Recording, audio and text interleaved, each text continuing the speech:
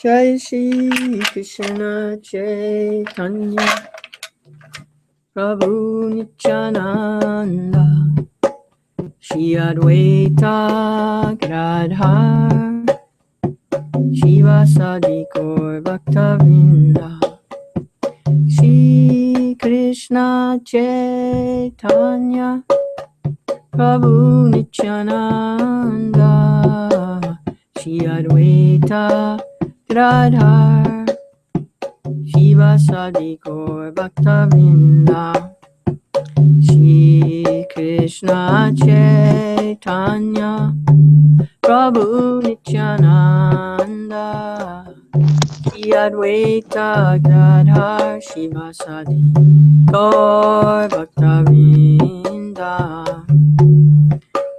Hare Krishna Krishna Krishna Hare Hare Hare Rama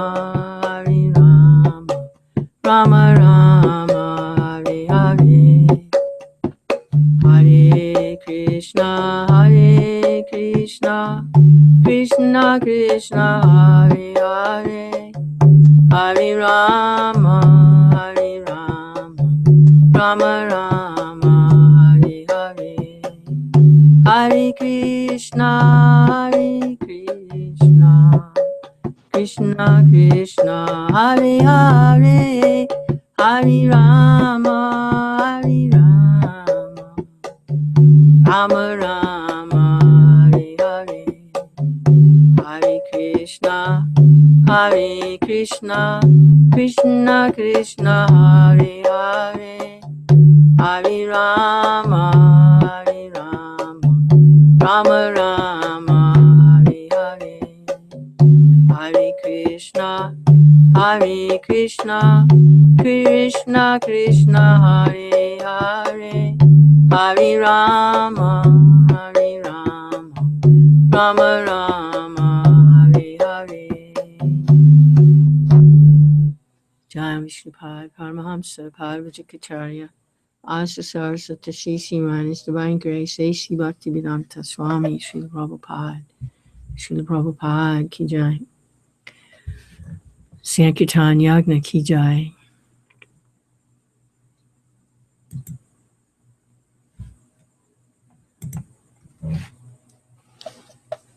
Are you in a position to offer some song?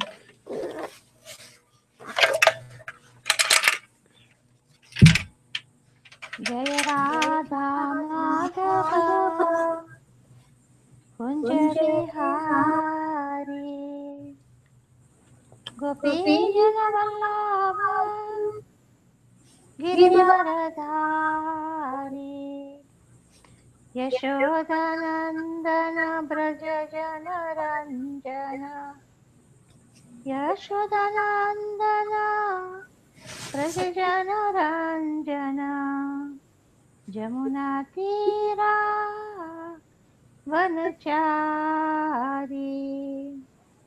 Jaya Radha Madhava Kunja Bihari Gopi Jana Vallabha Girivaradhari Yashodanandana Braja Jana Ranjana Yashodanandana Braja Jana Ranjana Jamuna Tira Vanachari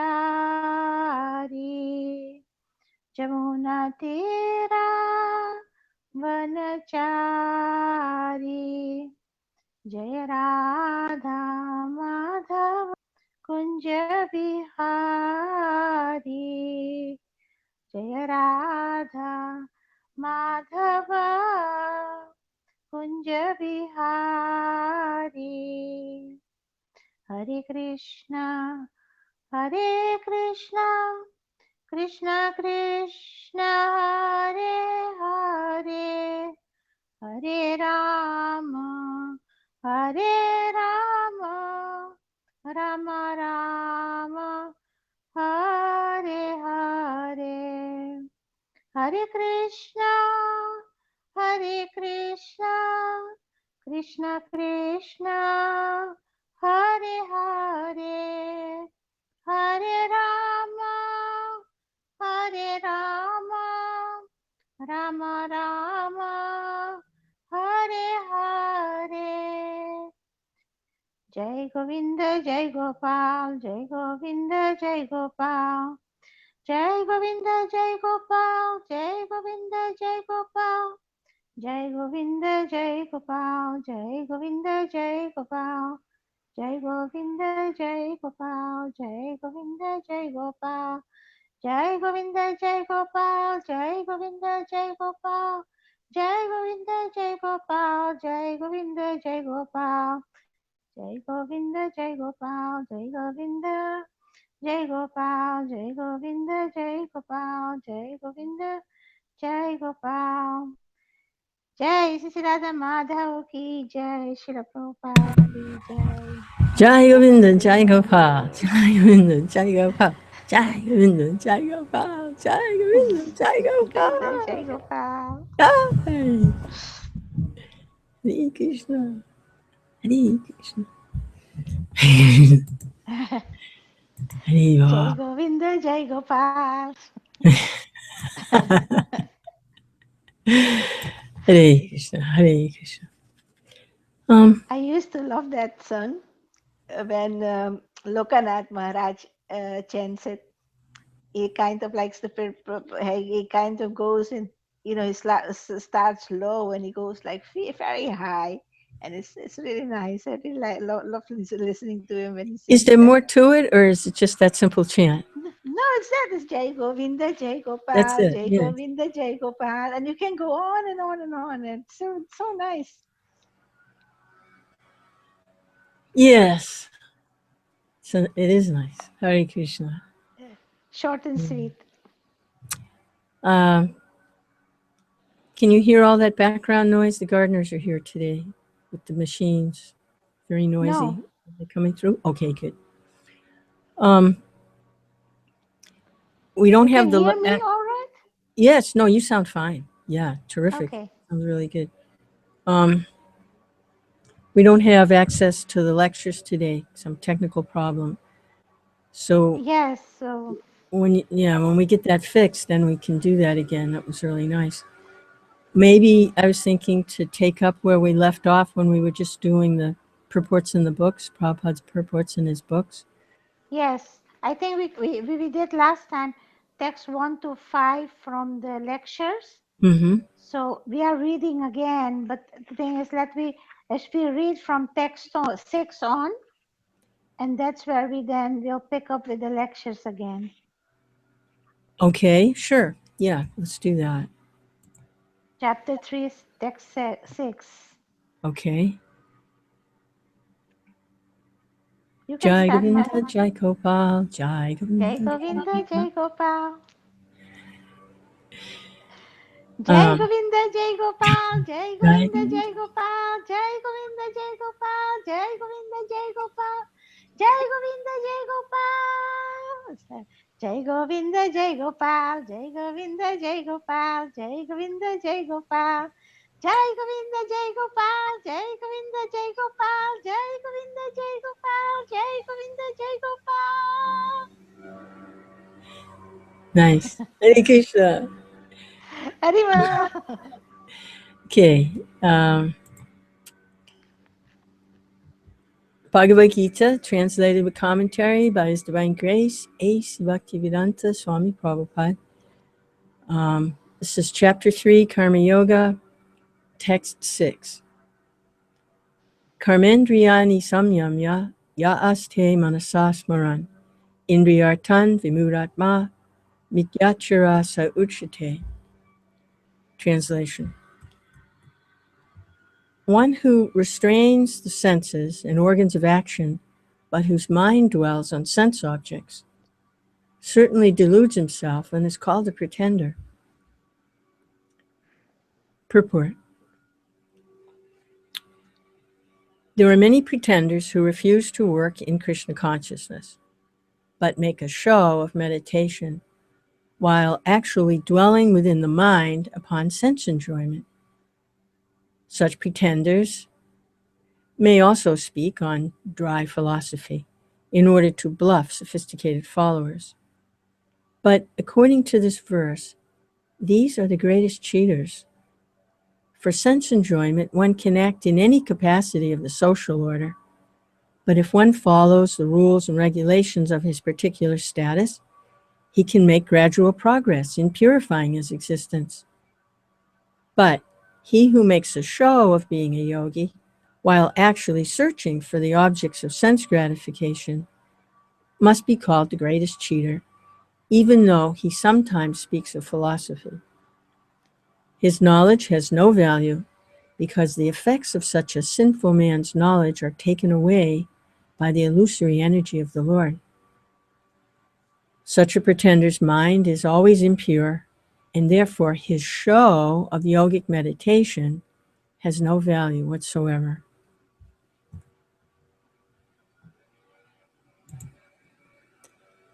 Text 37. Yas tvandriyani manasa niyam yara bhaterjuna karmendriyai kamaryugam ashakta sa vishishyate. On the other hand, he who controls the senses by the mind and engages his active organs in works of devotion without attachment is by far superior. Purport. Instead of becoming a pseudo-transcendentalist for the sake of wanton living and sense enjoyment, it is far better to remain in one's own business and execute the purpose of life, which is to get free from material bondage and enter into the kingdom of God. The prime svartagati, or goal of self-interest, is to reach Vishnu. The whole institution of Varna and Ashram is designed to help us reach this goal of life. A householder can also reach this destination by regulated service in Krishna consciousness. For self-realization, one can live a controlled life as prescribed in the Shastras and continue carrying out his business without attachment, and in that way make progress. Such a sincere person who follows this method is far better situated than the false pretender who adopts show bottle spiritualism to cheat the innocent public. A sincere sweeper in the street is far better than the charlatan meditator who meditates only for the sake of making a living.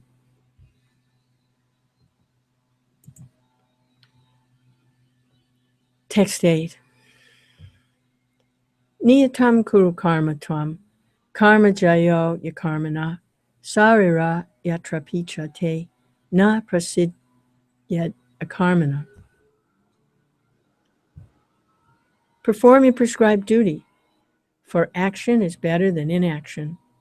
A man cannot even maintain his physical body without work. Purport. There are many pseudo-meditators who misrepresent themselves as belonging to high parentage and great professional men who falsely pose that they have sacrificed everything for the sake of advancement in spiritual life. Lord Krishna did not want Arjuna to become a pretender, but that he perform his prescribed duties as set forth for Kshatriyas. Arjuna was a householder and a military general, and therefore it was better for him to remain as such and perform his religious duties as prescribed for the householder Kshatriya.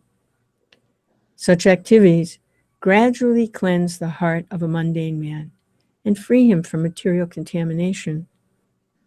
So-called renunciation for the purpose of maintenance is never approved by the Lord, nor by any religious scripture. After all, one has to maintain one's body and soul together by some work. Work should not be given up capriciously, without purification of materialistic propensities. Anyone who is in the material world is certainly possessed of the impure propensity for lording it over material nature, or, in other words, for sense gratification. Such polluted propensities have to be cleared. Without doing so, through prescribed duties, one should never attempt to become a so-called transcendentalist, renouncing work and living at the cost of others. Hare Krishna. Text 9. Yagnartat kamano nyatra loko yam karma bandhana tadartam karma kanteya mukta sangha samachara. Work done as a sacrifice for Vishnu has to be performed. Otherwise, work binds one to this material world. Therefore, son of Kunti, perform your prescribed duties for his satisfaction, and in that way, you will always remain unattached and free from bondage. Purport. Since one has to work even for the simple maintenance of the body, the prescribed duties for a particular social position and quality are so made that that purpose can be fulfilled. Yagna means Lord Vishnu, or sacrificial performances. All sacrificial performances also are meant for the satisfaction of Lord Vishnu. The Vedas enjoin Yagno Vai Vishnu. In other words, the same purpose is served whether one performs prescribed yagnas or directly serves Lord Vishnu. Krishna consciousness is therefore performance of yagna, as it is prescribed in this verse. The Varnashram institution also aims at this for satisfying Lord Vishnu. Varnashramachar vata purushena parapuman Vishnu arajite. Vishnu Purana 3:8:8. Therefore, one has to work for the satisfaction of Vishnu. Any other work done in this material world will be a cause of bondage, for both good and evil work have their reactions, and any reaction binds the performer. Therefore, one has to work in Krishna consciousness to satisfy Krishna or Vishnu. And while performing such activities, one is in a liberated stage. This is the great art of doing work, and in the beginning, this process requires very expert guidance. One should therefore act very diligently under the expert guidance of a devotee of Lord Krishna, or under the direct instruction of Lord Krishna himself, under whom Arjuna had the opportunity to work. Nothing should be performed for sense gratification, but everything should be done for the satisfaction of Krishna. This practice will not only save one from the reaction of work, but will also gradually elevate one to the transcendental, loving service of the Lord, which alone can raise one to the kingdom of God. Hare Krishna, Hare Krishna. Text 10. Saha yajna praja shrishva puruvacha prajapati anina prasavishyadvan eshova tvista kamaduk. Translation. In the beginning of creation, the Lord of all creatures sent forth generations of men and demigods along with sacrifices for Vishnu, and blessed them by saying, "Be thou happy by this yagna sacrifice, because its performance will bestow upon you all desirable things." Purport. The material creation by the Lord of creatures, Vishnu, is a chance offered to the conditioned souls to come back home, back to Godhead. All living entities within the material creation are conditioned by material nature because of their forgetfulness of their relationship to Krishna, the Supreme Personality of Godhead. The Vedic principles are to help us understand this eternal relation, as it is stated in the Bhagavad Gita, Vedaischa sarvairahameva veja. The Lord says that the purpose of the Vedas is to understand Him. In the Vedic hymns it is said, Patim Visvasyatmeshvaram. Therefore, the Lord of the living entities is the Supreme Personality of Godhead, Vishnu. In the Srimad Bhagavatam also, Srila Shukadev Goswami describes the Lord as Pati in so many ways. Shriya Patir Yagna Patir Prajapatir Diyam Patir Lokapatir Dharapati Patis Gatis Chandaka Vishni Sattvatam Prasidatam Me Bhagavan Satam Pati. Bhagavatam 2.4.20. The Prajapati is Lord Vishnu, and he is the Lord of all living creatures, all worlds, and all beauties, and the protector of everyone. The Lord created this material world for the conditioned souls to learn how to perform yajnas, sacrifice, for the satisfaction of Vishnu, so that while in the material world, they can live very comfortably without anxiety. Then, after finishing the present material body, they can enter into the kingdom of God. That is the whole program for the conditioned soul. By performance of yajna, the conditioned souls gradually become Krishna conscious and become godly in all respects. In this age of Kali, the Sankirtan yajna, the chanting of the names of God, is recommended by the Vedic scriptures. And this transcendental system was introduced by Lord Chaitanya for the deliverance of all men in this age. Sankirtan yajna and Krishna consciousness go well together. Lord Krishna, in his devotional form, as Lord Chaitanya, is mentioned in the Srimad Bhagavatam as follows, with special reference to the Sankirtan yajna.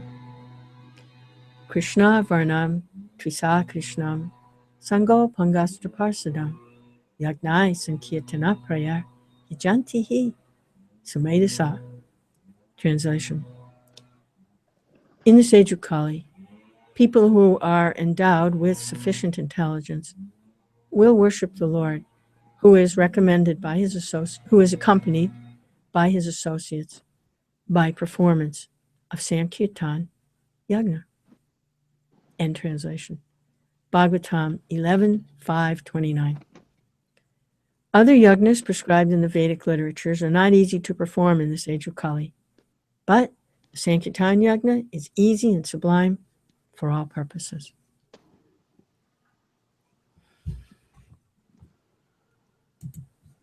Would you like to read? You can continue, Mata.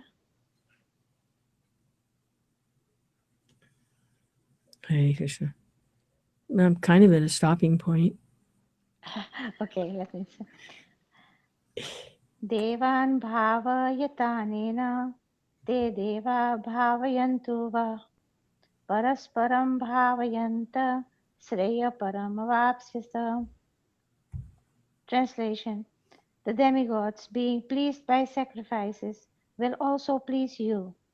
Thus, nourishing one another, there will reign general prosperity for all.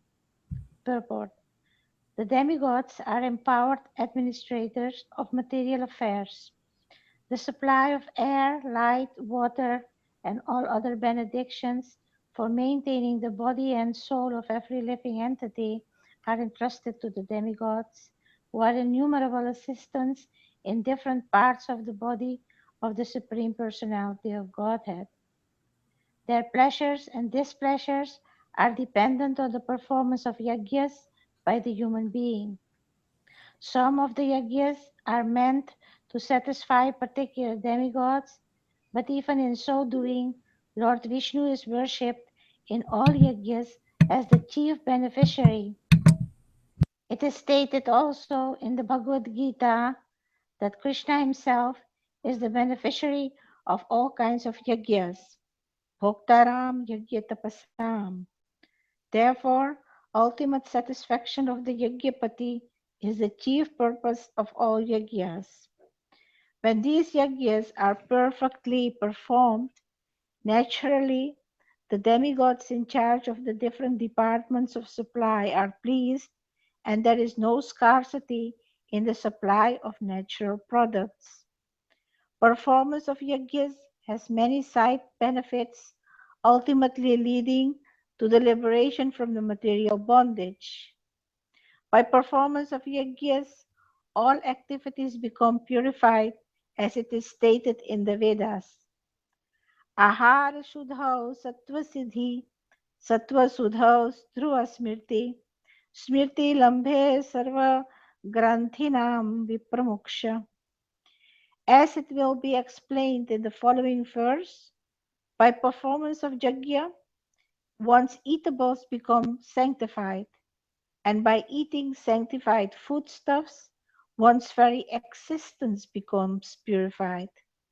By the purification of existence, finer tissues in the memory become sanctified, and when memory is sanctified, one can think of the path of liberation, and all these combined together lead to Krishna consciousness, the great necessity of present day society.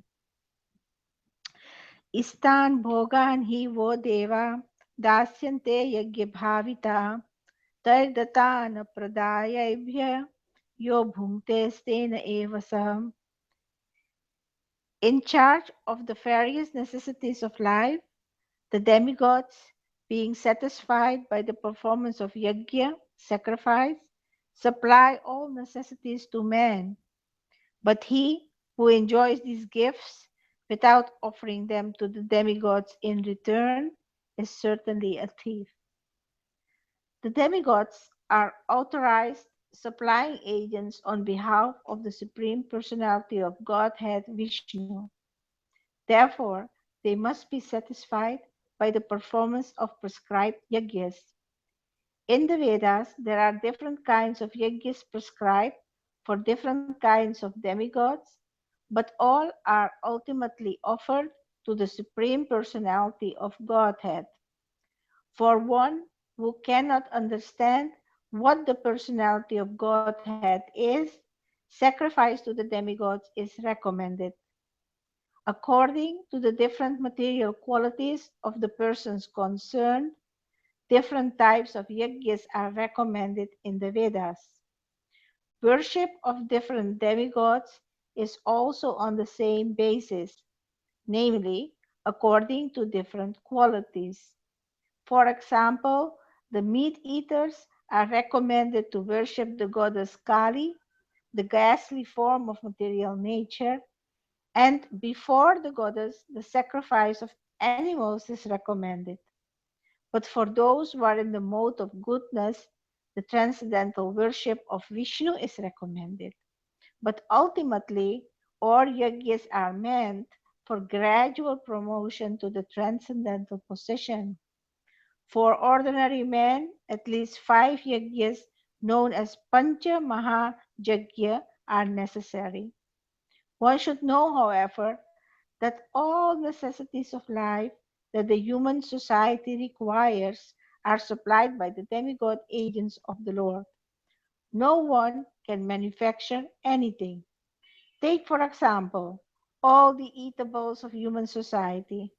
These eatables include grains, fruits, vegetables, milk, sugar, etc., for the persons in the mode of goodness, and also eatables for the non-vegetarians, like meats, etc., none of which can be manufactured by men. Then again, take, for example, heat, light, water, air, etc., which are also necessities of life. None of them can be manufactured by the human society. Without the Supreme Lord, there can be no profuse sunlight, moonlight, rainfall, breeze, etc., without which no one can live. Obviously, our life is dependent on supplies from the Lord. Even for our manufacturing enterprises, we require so many raw materials like metal, sulfur, mercury, manganese, and so many essentials, all of which are supplied by the agents of the Lord.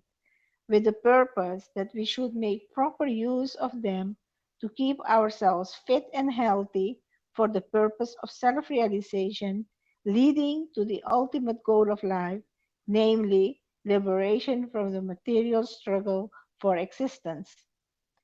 This aim of life is attained by performance of yajnas.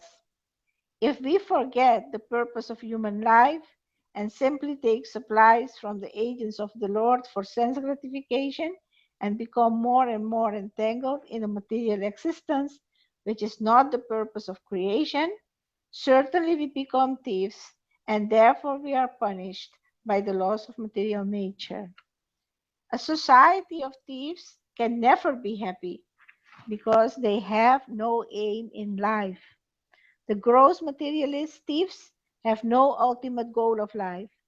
They are simply directed to sense gratification, nor do they have knowledge of how to perform yajnas. Lord Chaitanya, however, inaugurated the easiest performance of yajna, namely the Sankirtan yajna, which can be performed by anyone in the world who accepts the principles of Krishna consciousness. यज्ञसिस्तानि सहसन्तो मुच्यन्ते सर्वकिल्बिषै भुञ्जते तत्त्व अगम पापा yapachanti atmakaranat. Translation. The devotees of the Lord are released from all kinds of sins because they eat food which is offered first for sacrifice. Others who prepare food for personal sense enjoyment fairly eat only sin. Purport. The devotees of the Supreme Lord, or the persons who are in Krishna consciousness, are called santas, and they are always in love with the Lord, as it is described in the Brahma Samhita. Premanjana churita bhakti vilochanena santa sadaiva hridaye suvilokayanti.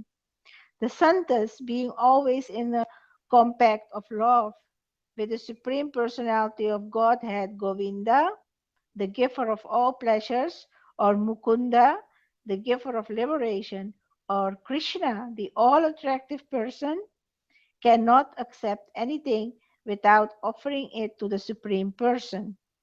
Therefore, such devotees always perform yajnas in different modes of devotional service, such as Sravanam, Kirtanam, Smaranam, Archanam, etc., and these performances of yajnas keep them always aloof from all kinds of contamination of sinful association in the material world.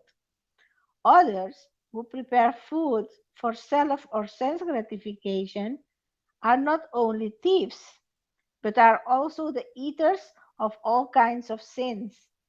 How can a person be happy if he is both a thief and sinful? It is not possible. Therefore, in order for people to become happy in all respects, they must be taught to perform the easy process of Sankirtan Yajna in full Krishna consciousness. Otherwise, there can be no peace or happiness in this world. Text 14. Anad bhavanti bhutani parjanyat annasambhavam Yagyat bhavati parjanyo yagya karma samudbhava. Translation. All living bodies subsist on food grains which are produced from rains. Rains are produced by performance of yagya, sacrifice, and yagya is born of prescribed duties. Purport. Sri Baladev Vidyabhushan, a great commentator on the Bhagavad Gita, writes as follows: Ya Indradi Anga Tayavastitam Yagyam Sarveshwaram Vishnum Abhyachya Tachesam Asnanti Tena Tadera Yantram Sampadayanti Te Santa Sarveshwarasya Bhakta Sarvakil Vishay Anadikal Vivridhai Atmanubhava Pratibandhakai Nikhila Papa Vimuchyate.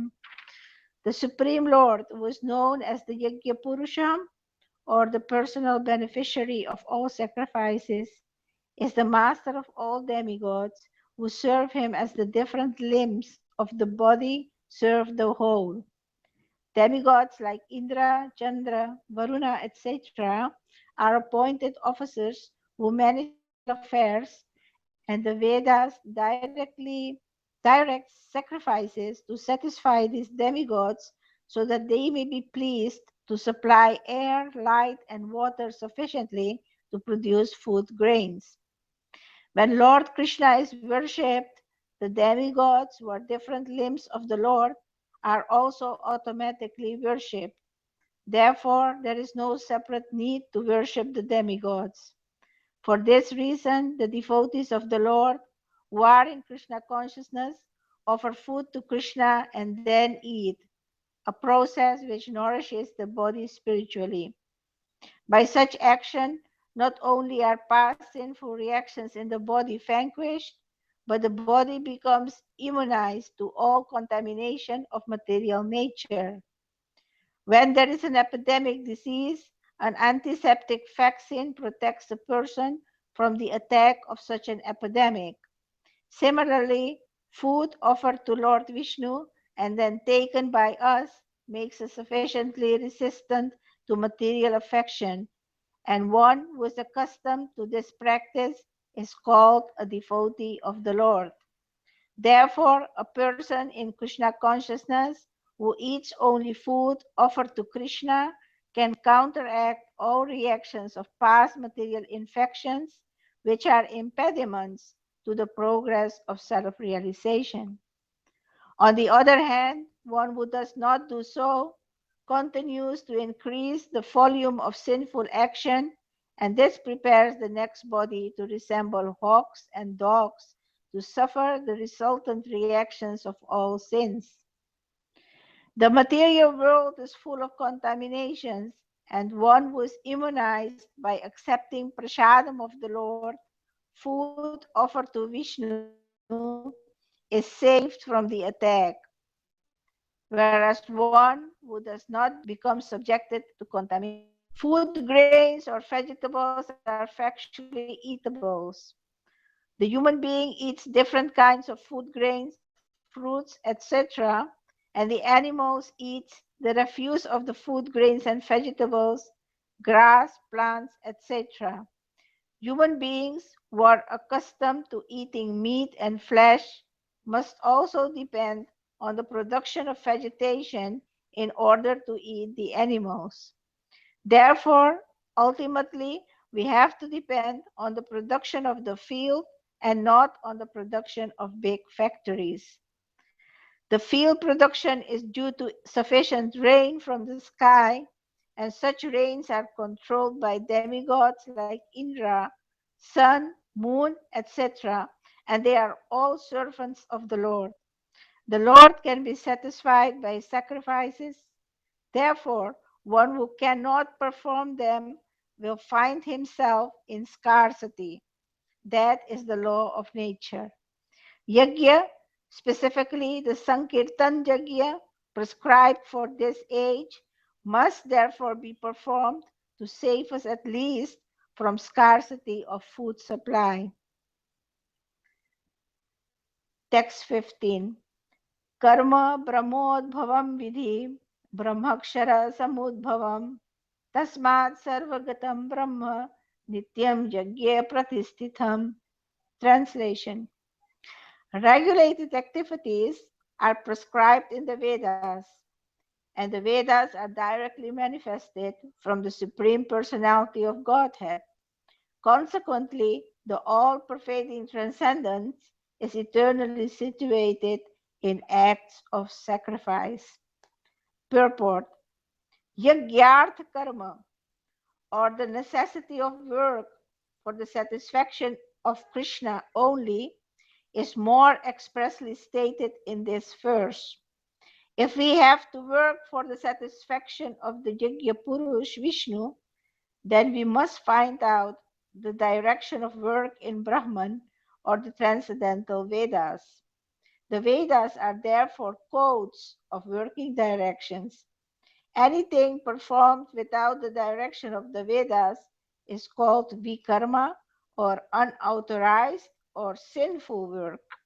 Therefore, one should always take direction from the Vedas to be saved from the reaction of work. As one has to work in ordinary life by the direction of the state, similarly, one has to work on the direction of the supreme state of the Lord. Such directions in the Vedas are directly manifested from the breathing of the Supreme Personality of Godhead. It is said, Asyo Mahato Bhutasya Nasvasitam Etat Yatriga Vedo Yayurveda Samaveda Atharva Girisham. The four Vedas, namely the Rig Veda, Yayur Veda, Sam Veda, and Atharva Veda, are all emanations from the breathing of the great personality of Godhead. The Lord, being omnipotent, can speak by breathing air, as it is confirmed in the Brahma Samhita, for the Lord has the omnipotence to perform through each of his senses the actions of all other senses. In other words, the Lord can speak through his breathing and he can impregnate by his eyes. In fact, it is said that he glanced over material nature and thus fathered all living entities. After creating or impregnating the conditioned souls into the womb of material nature, he gave his directions in the Vedic wisdom as to how such conditioned souls can return home back to Godhead. We should always remember that the conditioned souls and material nature are all eager for material enjoyment, but the Vedic directions are so made that one can satisfy one's perverted desires, then return to Godhead, having finished his so called enjoyment. It is a chance for the conditioned souls to attain liberation. Therefore, the conditioned souls must try to follow the process of yajna by becoming Krishna conscious. Even those who cannot follow the Vedic injunctions may adopt the principles of Krishna consciousness, and that will take the place of performance of Vedic yajnas or karmas. Text 16. Evam pravartitam chakram nanavartayahitihayam aghayur indrayaramo mogham partha sajivati. Translation. My dear Arjun, a man who does not follow his prescribed Vedic system of sacrifice certainly leads a life of sin. For a person delighting only in the senses lives in pain. Purport. The Mammonist philosophy of work very hard and enjoy sense gratification is condemned herein by the Lord. Therefore, for those who want to enjoy this material world, the above mentioned cycle of performing yajnas is absolutely necessary. One who does not follow such regulations is living a very risky life, being condemned more and more. By nature's law, this human form of life is specifically meant for self-realization in either of the three ways, namely Karma Yoga, Jnana Yoga, or Bhakti Yoga. There is no necessity of rigidly following the performances of the prescribed yajnas for the transcendentalists who are above vice and virtue, but those who are engaged in sense gratification require purification by the above mentioned cycle of yajna performances. There are different kinds of activities. Those who are not Krishna conscious are certainly engaged in sensory consciousness. Therefore, they need to execute pious work. The yajna system is planned in such a way that sensory conscious persons may satisfy their desires without being entangled in the reaction of sense gratificatory work. The propensity of the world depends not on our own efforts, but on the background arrangement of the Supreme Lord, directly carried out by the demigods. Therefore, the yajnas are directly aimed at the particular demigod mentioned in the Vedas. Indirectly, it is the practice of Krishna consciousness, because when one masters the performance of yajnas, one is sure to become Krishna conscious. But if by performing yajnas one does not become Krishna conscious, such principles are counted as only moral codes. One should not, therefore, limit his progress only to the point of moral codes, but should transcend them to attain Krishna consciousness. Text 17. Yastva atmaratir eva syat atmatriptascha manavaham atmani eva cha santustas tasya karyam na vidyate. Translation. One who is, however, taking pleasure in the self, who is illumined in the self, who rejoices in and is satisfied with the self only, fully satiated, for him there is no duty. Purport. A person who is fully Krishna conscious and is fully satisfied by his acts in Krishna consciousness no longer has any duty to perform. Due to his being Krishna conscious, all impiety within is instantly cleansed, an effect of many, many thousands of yajna performances. By such clearing of consciousness, one becomes fully confident of his eternal position in relationship with the Supreme. His duty thus becomes self-illumined by the grace of the Lord, and therefore he no longer has any obligations to the Vedic injunctions. Such a Krishna conscious person is no longer interested in material activities and no longer takes pleasure in material arrangements like wine, women, and similar infatuations. Text 18. Naiva tasya kritenartho na kritena he na krita neha kaschanam na chasya sarvabhutesu kashchit artha vyapasrayah. Translation.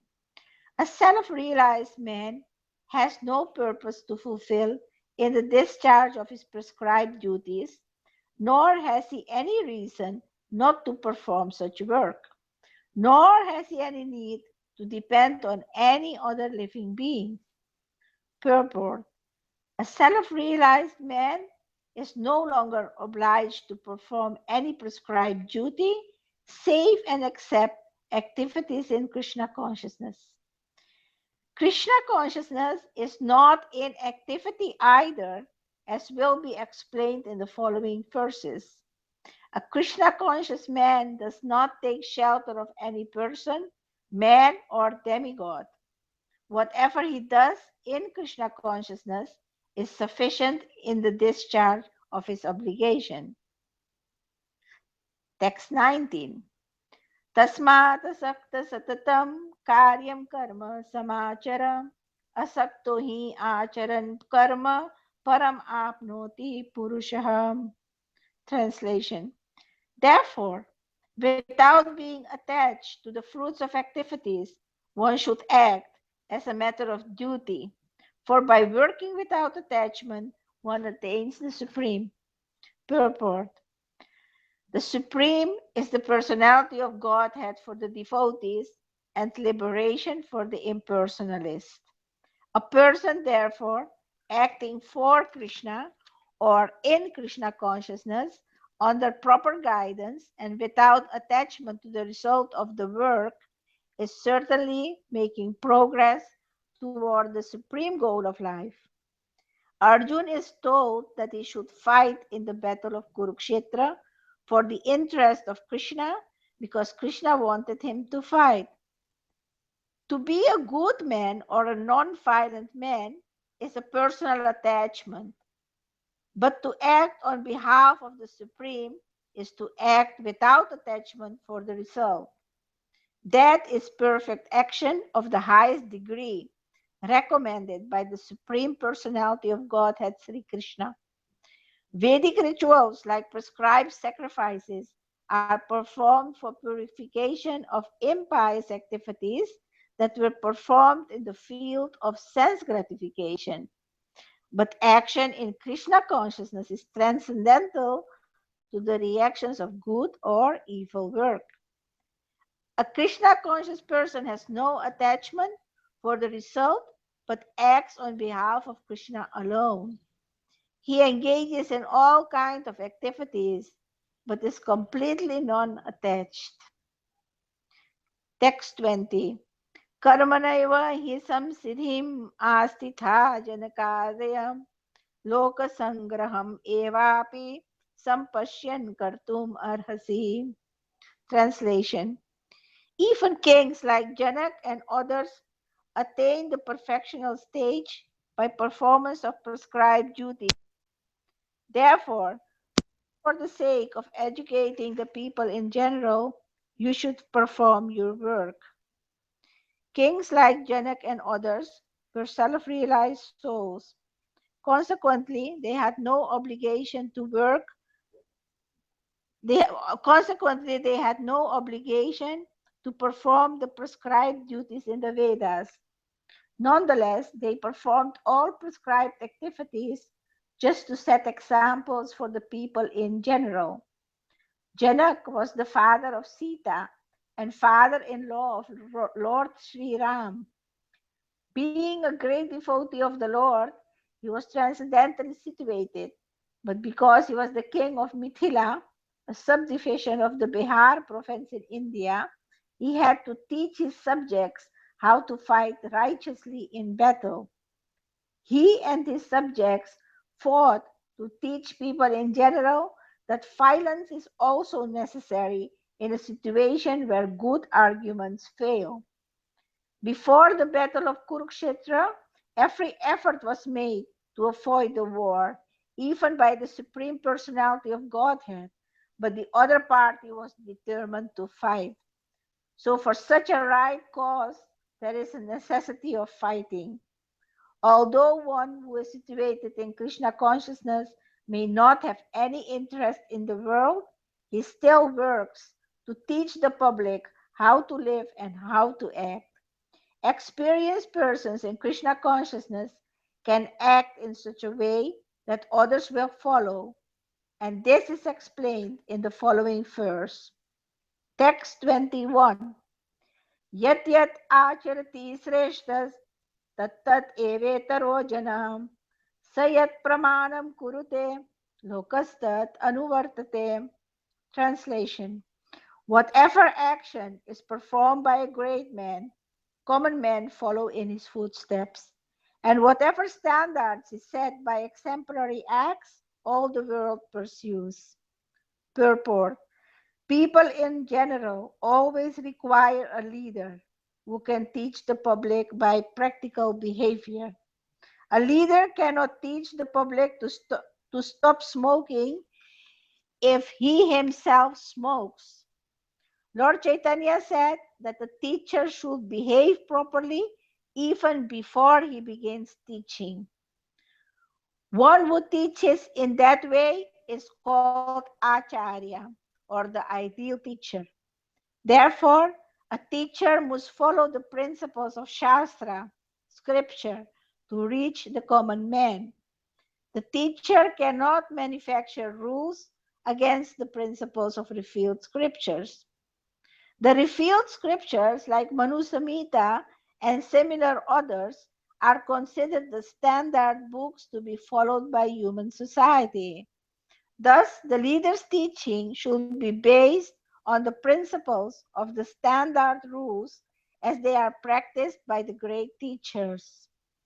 The Srimad Bhagavatam also affirms that one should follow in the footsteps of great devotees, and that is the way of progress on the path of spiritual realization. The king or the executive head of a state, the father and the school teacher are all considered to be natural leaders of the innocent people in general. All such natural leaders have a great responsibility to their dependents. Therefore, they must be conversant with standard books of moral and spiritual codes. You want to continue, Mata, a little bit? Okay. Hare Krishna. Text 22. Name partasti kartavyam trishu lokeshu kinchana nanavaptam avaptavyam karta eva cha karmani. Translation. O son of Pita, there is no work prescribed for me within all the three planetary systems, nor am I in want of anything, nor have I need to obtain anything, and yet I am engaged in work. Purport. The Supreme Personality of Godhead is described in the Vedic literatures as follows.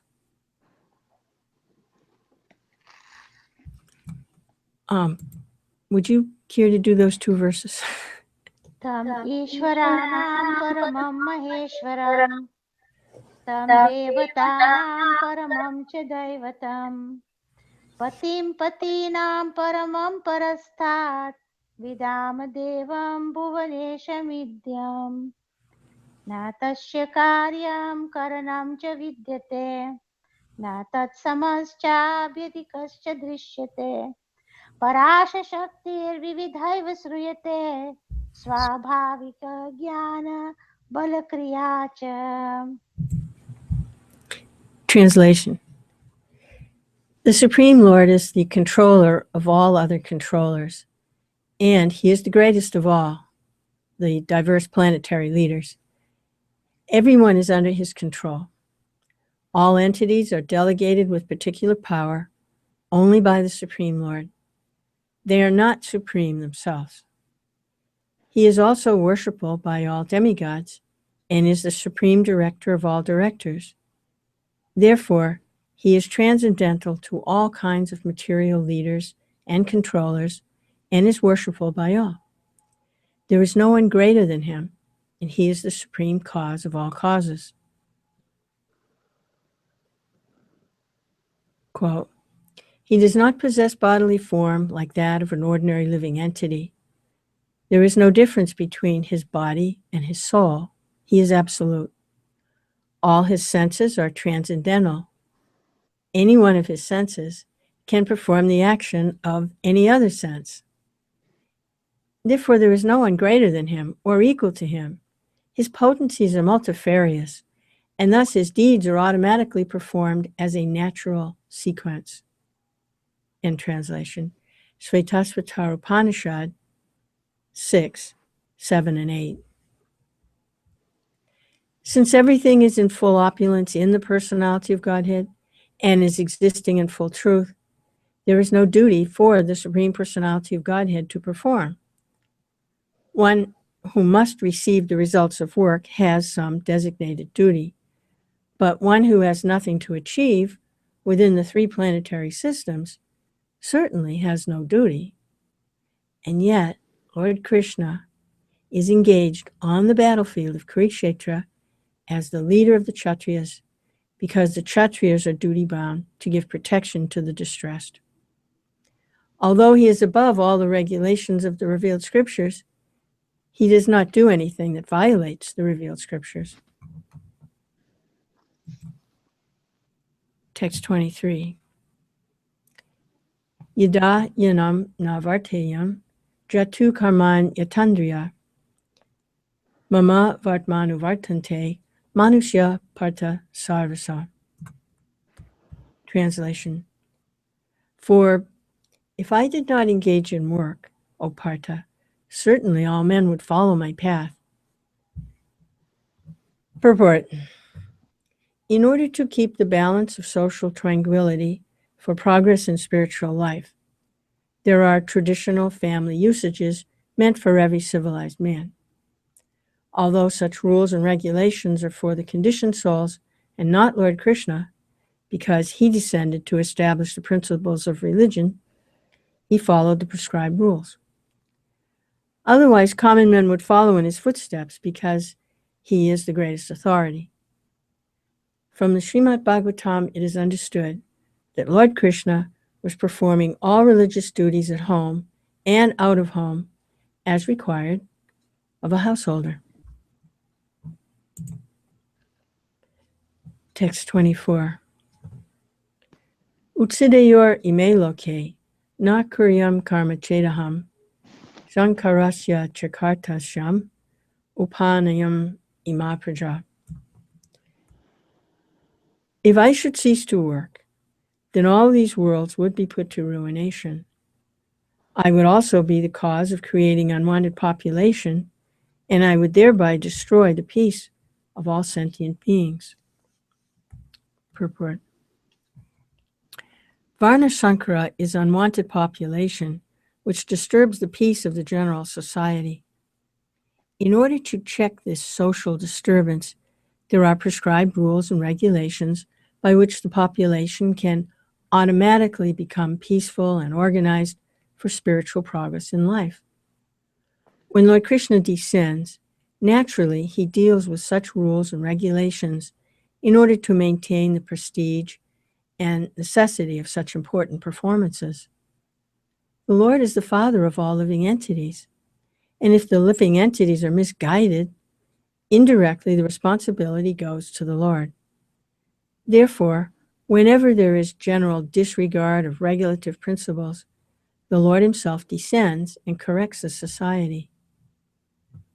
We should, however, note carefully that although we have to follow in the footsteps of the Lord, we still have to remember that we cannot imitate him.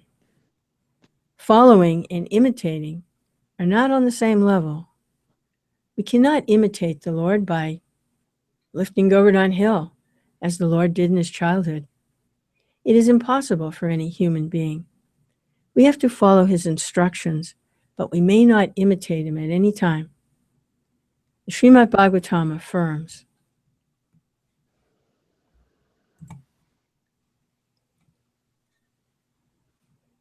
नैतत् समाचरे जातु मनसापि हि अनीश्वरा वनस्याति आचरन् मौद्यात् यथा रुद्रद्बीजं विशाम् ईश्वराणां वचः सत्यं तथैवाचरितं क्वचित् तेषां यत् स्ववचो युक्तं बुद्धिमांस्तत् समाचरेत्. Translation. One should simply follow the instructions of the Lord and his empowered servants. Their instructions are all good for us, and any intelligent person will perform them as instructed. However, one should guard against trying to imitate their actions. One should not try to drink the ocean of poison in imitation of Lord Shiva. In translation, Bhagavatam 10:33-30. We should always consider the position of the Ishvaras, or those who can actually control the movements of the sun and moon, as superior. Without such power, one cannot imitate the Ishvaras who are super powerful. Lord Shiva drank poison to the extent of swallowing an ocean, but if any common man tries to drink even a fragment of such poison, he will be killed. There are many pseudo-devotees of Lord Shiva who want to indulge in smoking ganja, marijuana, and similar intoxicating drugs, forgetting that by so imitating the acts of Lord Shiva, they are calling death very near. Similarly, there are some pseudo-devotees of Lord Krishna who prefer to imitate the Lord in his Rasa Leela, or dance of love, forgetting their inability to lift Govardhan Hill. It is best, therefore, that one not try to imitate the powerful, but simply follow their instructions, nor should one try to occupy their posts without qualification. There are so many incarnations of God without the power of the Supreme Godhead. Hare Krishna. Text 25. Shakta karman yavidvamso yata kurvanti bharata kriyad vidvam tata shaktas chikir shirloka sangraham. Translation. As the ignorant perform their duties with attachment to results, similarly, the learned man may also act, but without attachment, for the sake of leading people on the right path. Purport. A person in Krishna consciousness and a person not in Krishna consciousness are differentiated by different desires. A Krishna conscious person does not do anything which is not conducive to development of Krishna consciousness.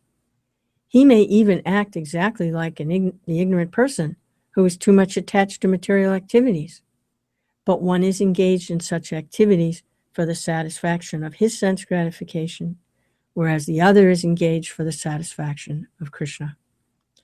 Therefore, the Krishna conscious person is required to show the people how to act and how to engage in the results of action for the purpose of Krishna consciousness.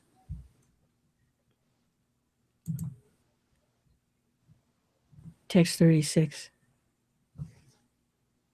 Na buddhi bedam janayet agyanam karma sanginam yosayet sarakarmani vidvan yukta samacharan. Translation.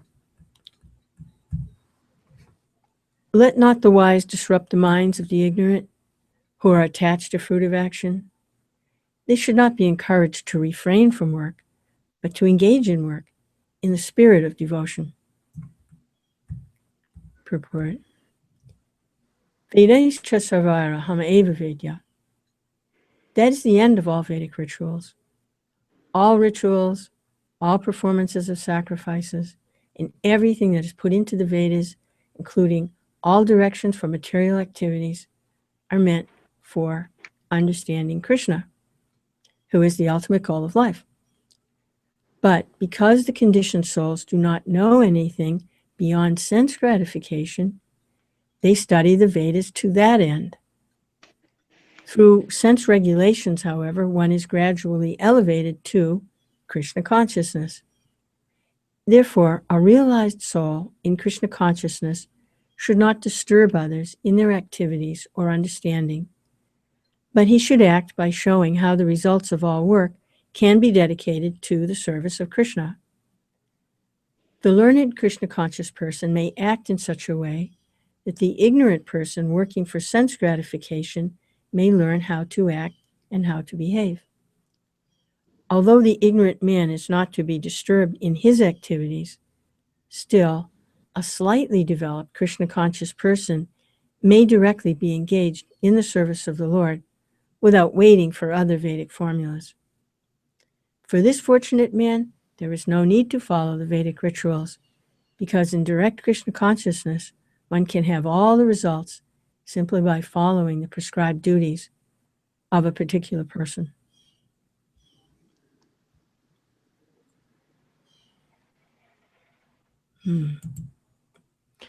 Hare Krishna. Am I understanding this correctly, what Prabhupada's saying here?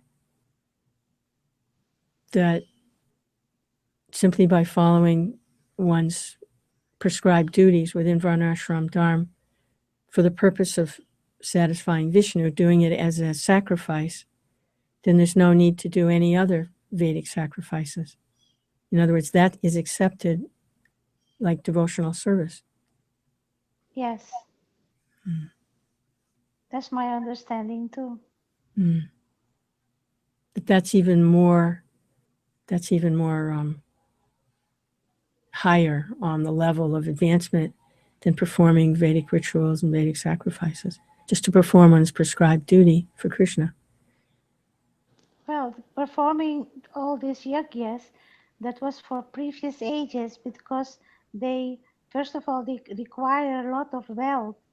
You know, like the Rajasuya sacrifice, for example, Maharaj Yudhishthira had sent Arjun to gather wealth, you know, and so because there's a lot of things involved in these yajnas, and they have to kind of invite all kind of people. It's all kind of ceremonies. They have to give a lot in dan, like for gifts to the brahmanas and things. So it's very costly, which ordinary people cannot do, and it's not prescribed for this age. But just by performing all the prescribed duties, which are which is like the karma kant portion of the Vedas. If person does that systematically, he advances in spiritual life. It's not like they become Krishna conscious. So they still have to do that, but they are on the path, and they will be promoted to a better birth. So because they are doing it for sense gratification. So it's not that they will become suddenly pure devotees, but they are definitely progressing, and they can go to the heavenly planets and enjoy, on account of, because there's good and bad karma involved, and they doing good karma. So, but this, to really come to, we cannot go to Krishna because without coming to devotion service. So So it's especially not in that. especially in this age, because it's not Yes, even possible to perform those but rituals and properly. also to do all those things, to perform all those duties, it's not like, it's like this codependence. You cannot only want to do it, because everyone in the family has to want the same thing, and in Kali Yuga, no one wants the same thing. Father, mother, children, everyone's nose is turned in a different direction. So how can you do it? You're not united. Mm. So some other, but coming to Krishna consciousness is, we're not dependent on what our father, mother, brother, or sister are doing. We can just go ahead and do devotional service, as directed by Srila Prabhupada, the pure devotee. And It's that is, everyone has to work anyway, yes, just to maintain themselves. So just make that switch. Yeah, do your work, but do it exactly. as in the consciousness of and a sacrifice for Vishnu. Yes, the work as a sacrifice for Vishnu has to be done. Mm. Otherwise, work binds one to this material world. That's the first. So Does these that mean karma that? kandings, so Does that they will get good karma. mean?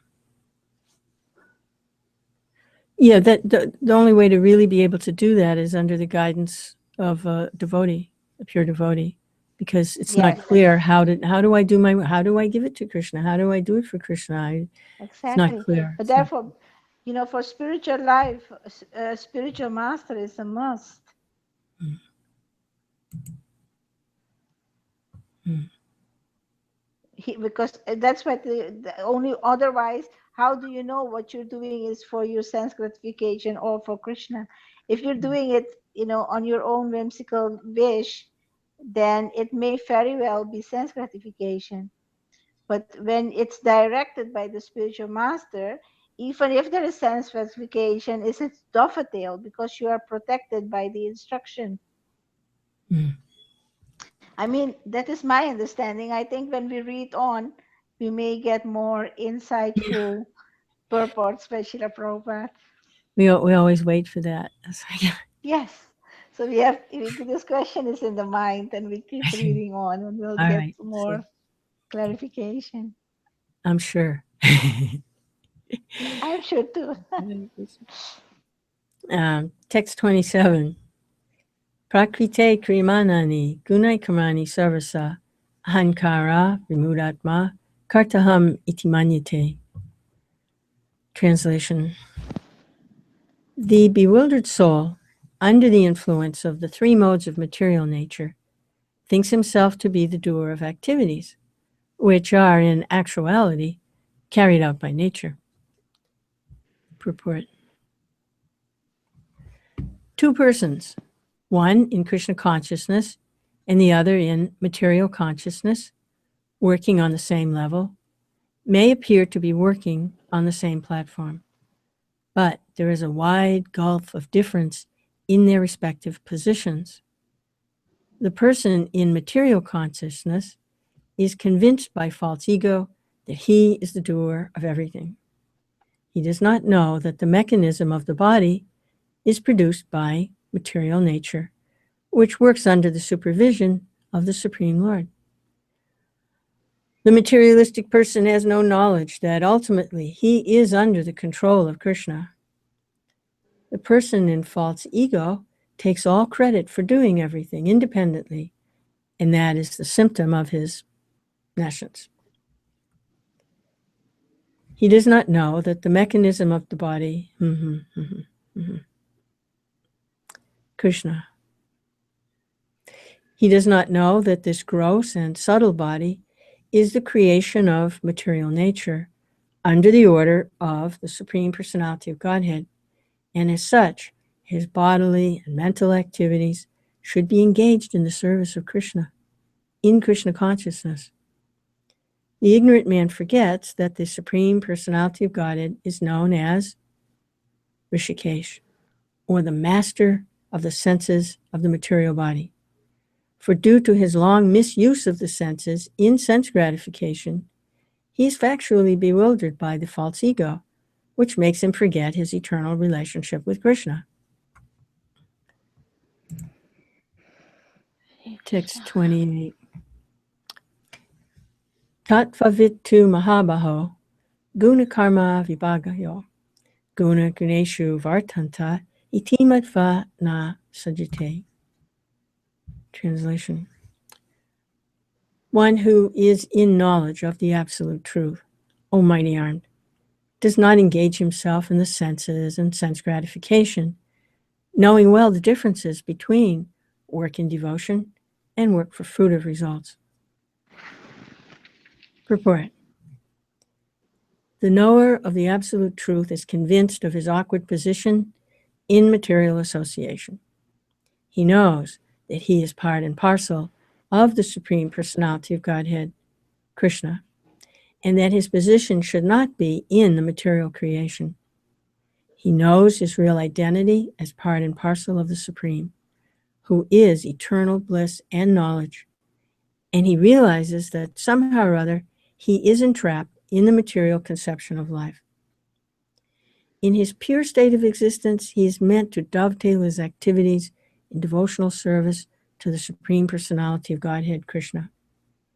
He therefore engages himself in activities of Krishna consciousness and becomes naturally unattached to the activities of the material senses, which are all circumstantial and temporary. He knows that his material condition of life is under the supreme control of the Lord. Consequently, he is not disturbed by all kinds of material reactions, which he considers to be the mercy of the Lord. According to Srimad Bhagavatam, one who knows the absolute truth in three different features, namely Brahman, Paramatma, and the Supreme Personality of Godhead, is called Tattvavit, for he knows also his own factual position in relationship with the Supreme.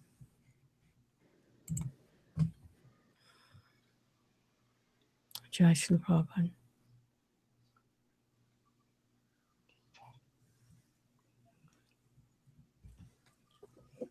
I'm at a stopping point. Do you want to continue a little bit?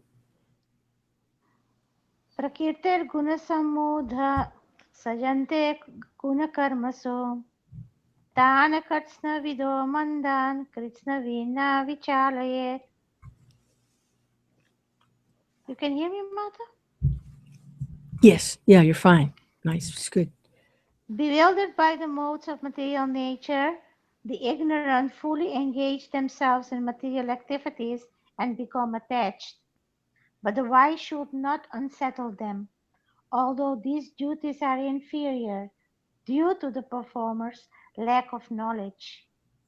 Purport.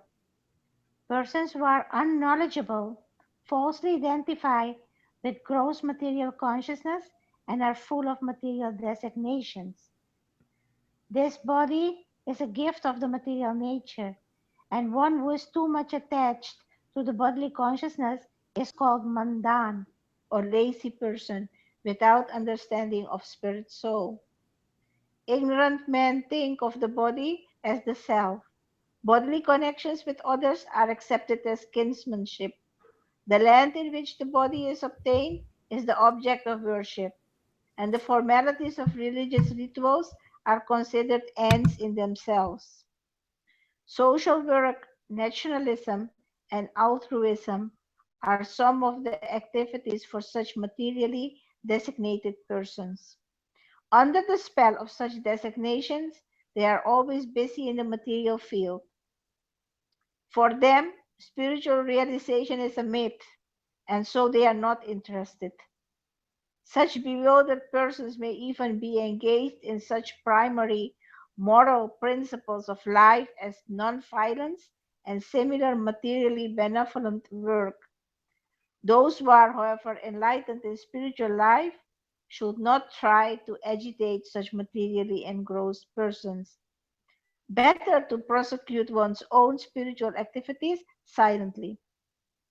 Men who are ignorant cannot appreciate activities in Krishna consciousness, and therefore Lord Krishna advises us not to disturb them and simply waste valuable time.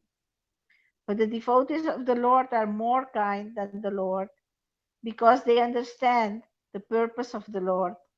Consequently, they undertake all kinds of risks, even to the point of approaching ignorant men and try to engage them in the acts of Krishna consciousness, which are absolutely necessary for the human being.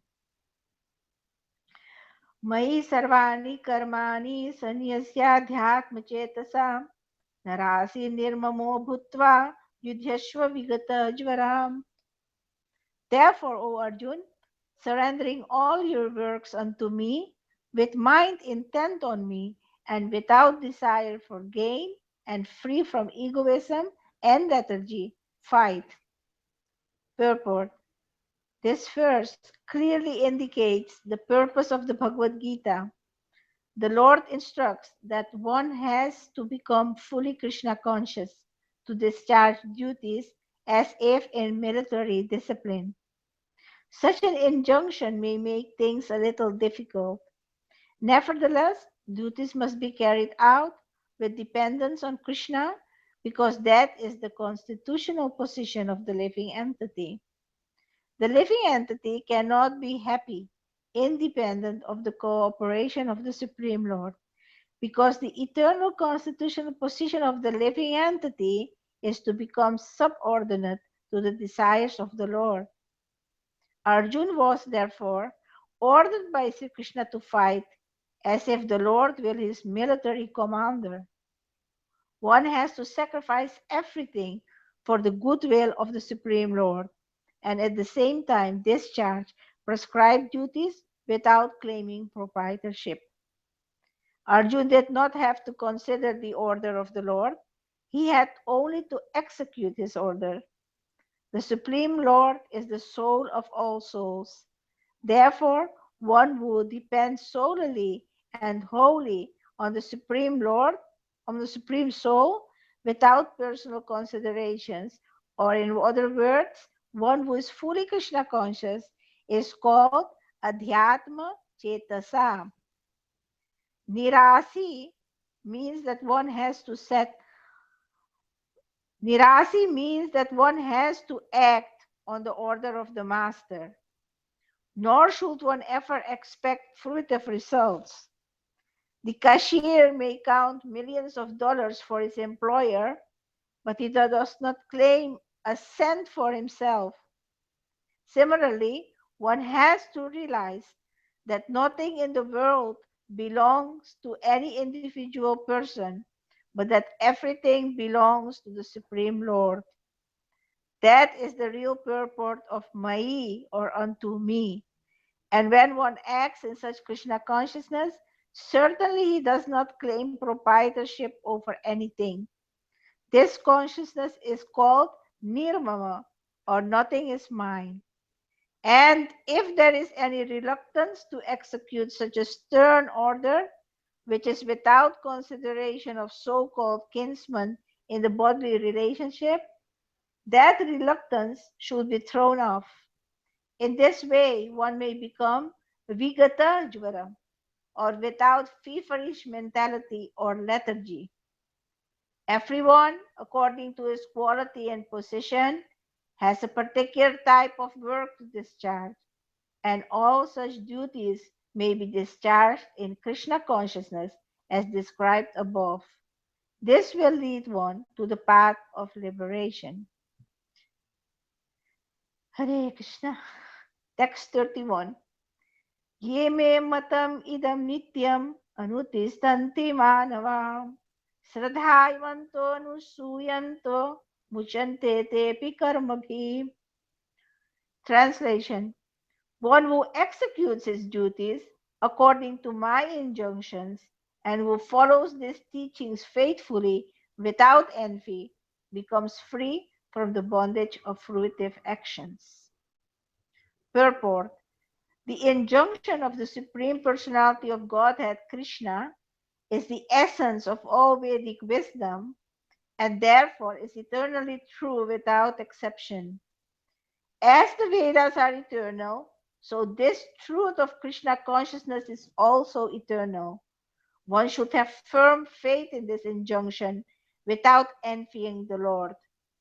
There are many philosophers who write comments on the Bhagavad Gita but have no faith in Krishna. They will never be liberated from the bondage of fruitive action. But an ordinary man with firm faith in the eternal injunctions of the Lord, even though unable to execute such orders, becomes liberated from the bondage of the law of karma. In the beginning of Krishna consciousness, one may not fully discharge the injunctions of the Lord, but because one is not resentful of this principle and works sincerely without consideration of defeat and hopelessness, he will surely be promoted to the stage of pure Krishna consciousness. Text 32. Yatve etat abhyasuyanto nanutistanti me matam sarvajnana vimudham stan vidhinastan chetasa. Translation. But those who, out of envy, disregard these teachings and do not practice them regularly are to be considered bereft of all knowledge, befooled, and doomed to ignorance and bondage. Purport. The flaw of not being Krishna conscious is clearly stated herein.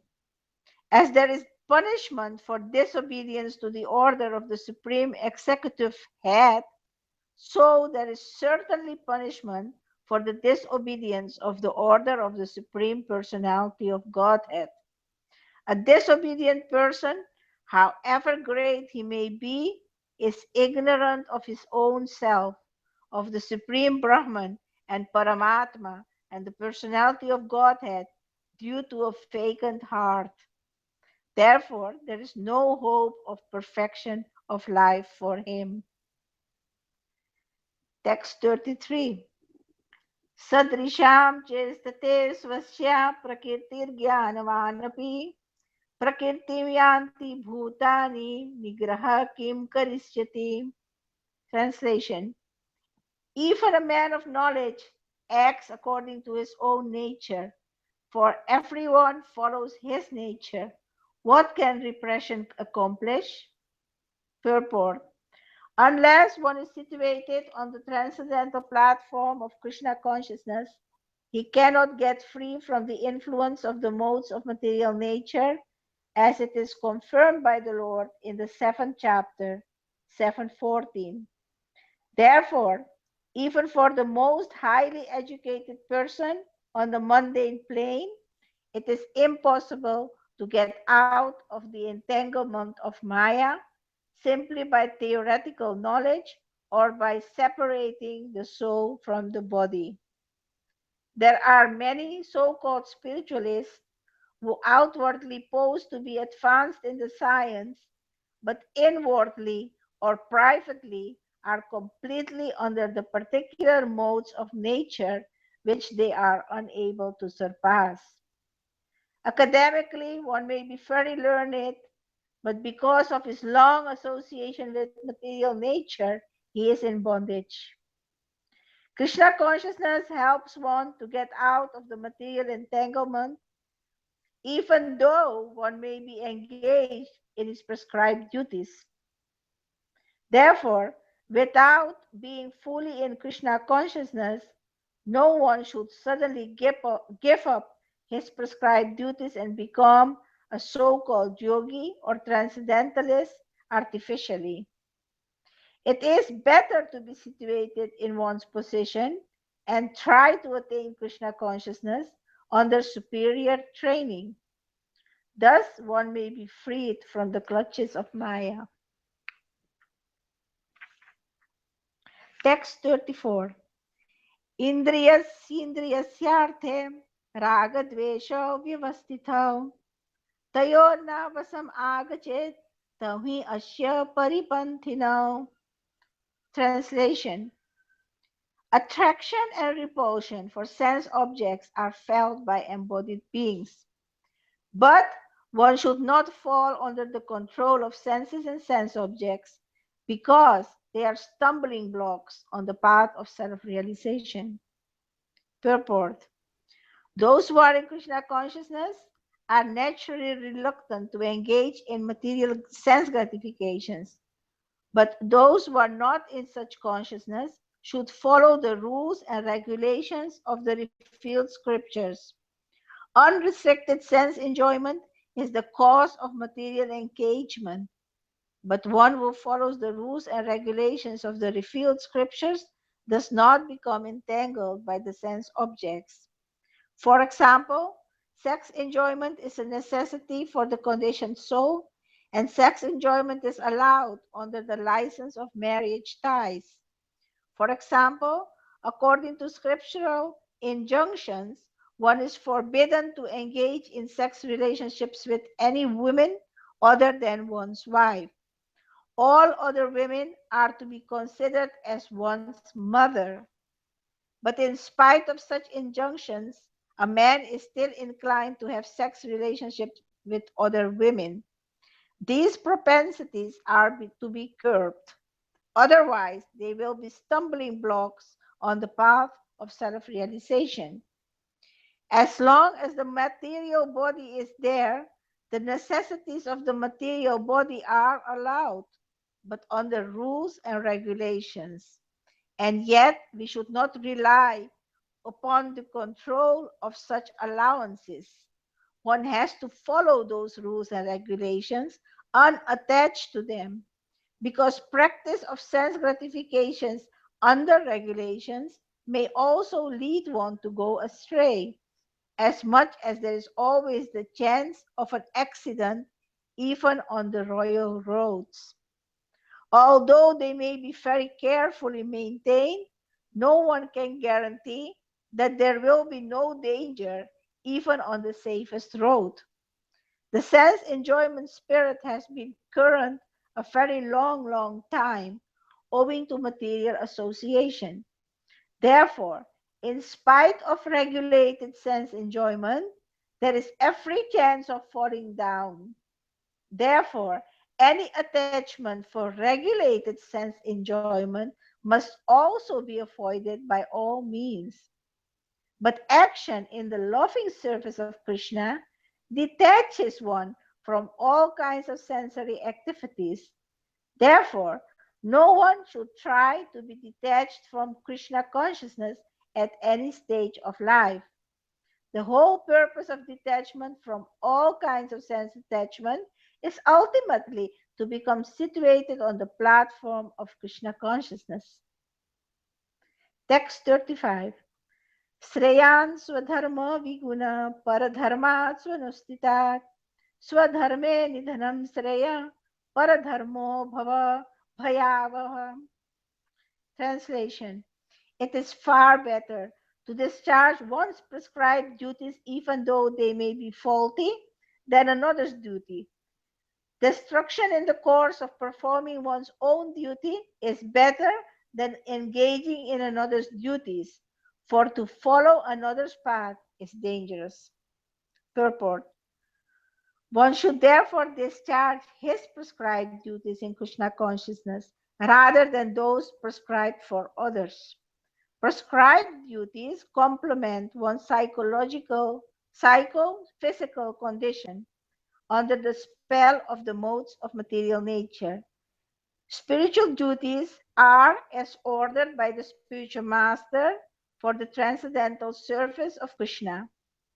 But both materially or spiritually, one should stick to his prescribed duties even up to death rather than imitate another's prescribed duties. Duties on the spiritual platform and duties on the material platform may be different, but the principle of following the authorized direction is always good for the performer. When one is under the spell of the modes of material nature, one should follow the prescribed rules for particular situations and should not imitate others.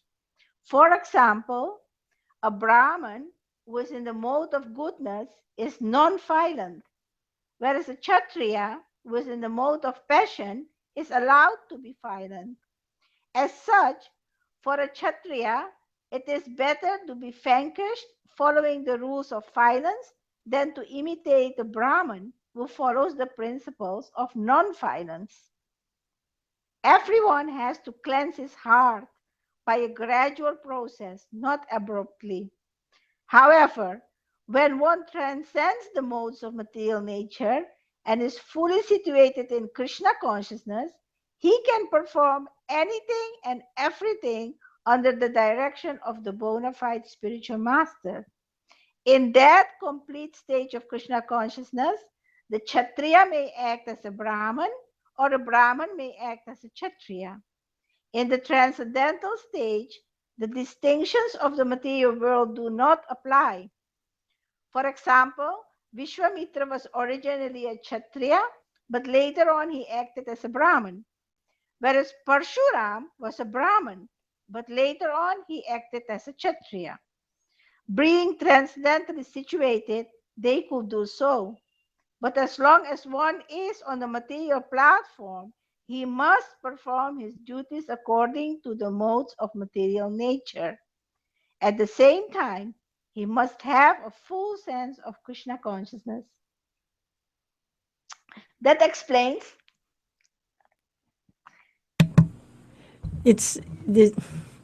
Anything's possible in Krishna consciousness. The tendency is, we want to say it's like this, it's always like that, and it's a rule, it's a law.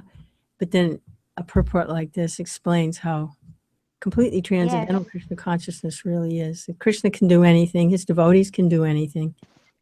Krishna consciousness is transcendental, yes. So one can act transcendentally when guided by the spiritual master under his direction, but The not Prabhupada otherwise. he makes the point. He spends all this time, all these verses, it's actually in the other verses too. Follow your duty, do your duty, your prescribed duties, prescribed duties. Yes. And then he explains, but if you're under the direct guidance of Krishna as Right. devotee, then it may be, Then, even though that, switch it around. yes, then he says, No more following the rules. Follow When me. you follow the Follow spiritual me. master It's or always Krishna that. directly. Always that principle. The rules are there to help the person get regulated and stabilized.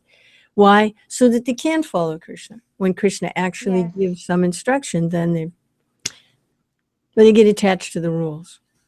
Exactly. It is not the rules. It's coming to the higher understanding that we have to follow Guru and Krishna ultimately. It's the Bhagavad Gita, the whole explaining everything, the science of how to do this, how to do that. And then in the end, Krishna says, just abandon all variety. Sarvadharma parityaji. Surrender to me. Yes. But actually, in following those instructions, the person is following Krishna. In other words, the materially attached person, Krishna is saying, do this, do that, don't do this, don't do that. And by taking those instructions, those yagnas, then they are starting to follow Krishna. So at some point, then Krishna is just there, available, brings you to Krishna. Krishna, that's how Krishna brings you. Exactly. Yeah. Connection. Yeah, that was why Prabhupada wanted the, can you hear okay? I'm having breaks in the. Yeah, it's doing that on this end too. There's something going on. Maybe there's a Yes. storm or something. I think this iPad connection is not so good.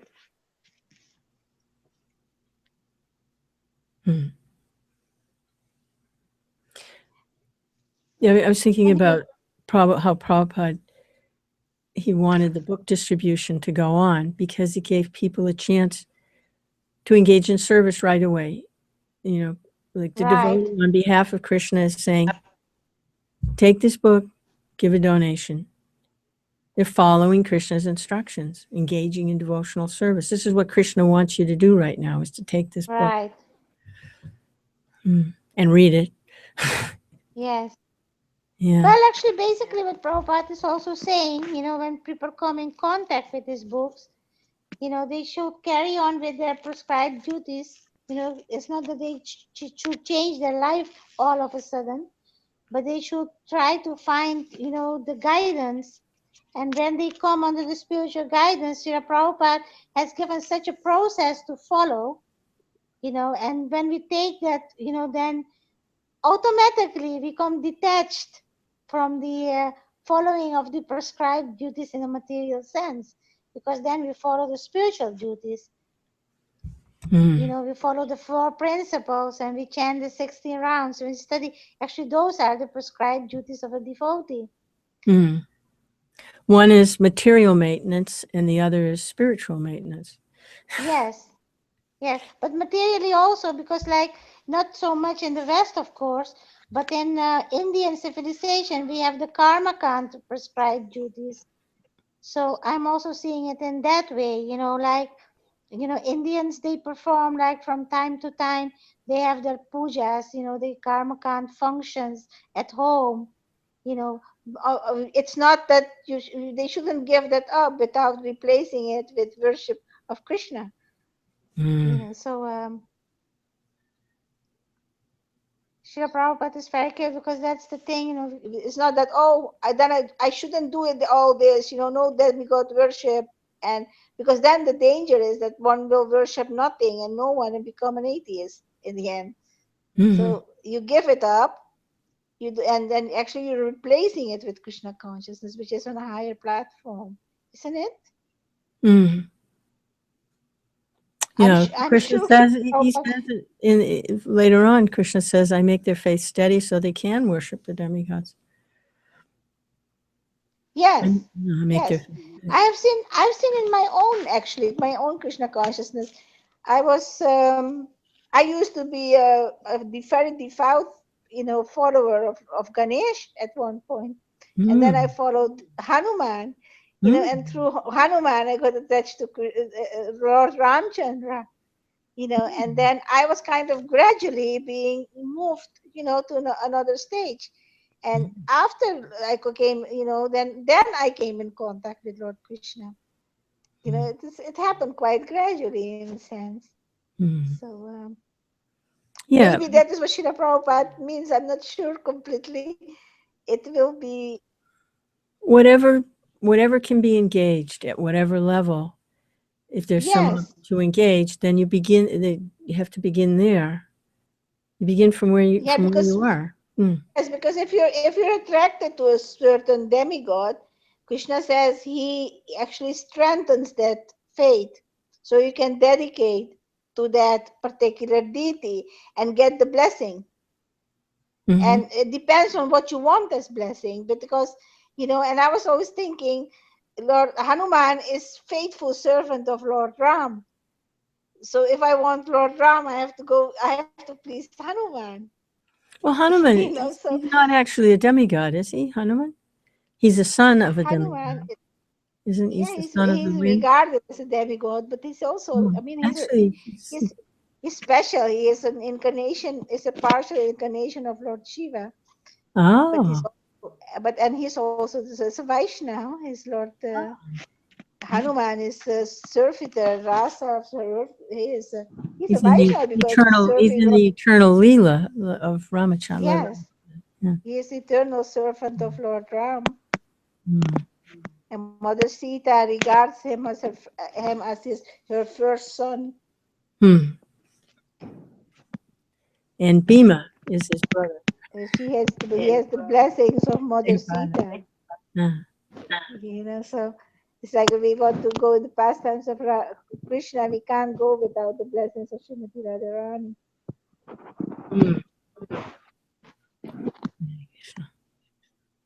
I'm looking forward to the lectures on this. Yes, maybe can. Srila Prabhupada.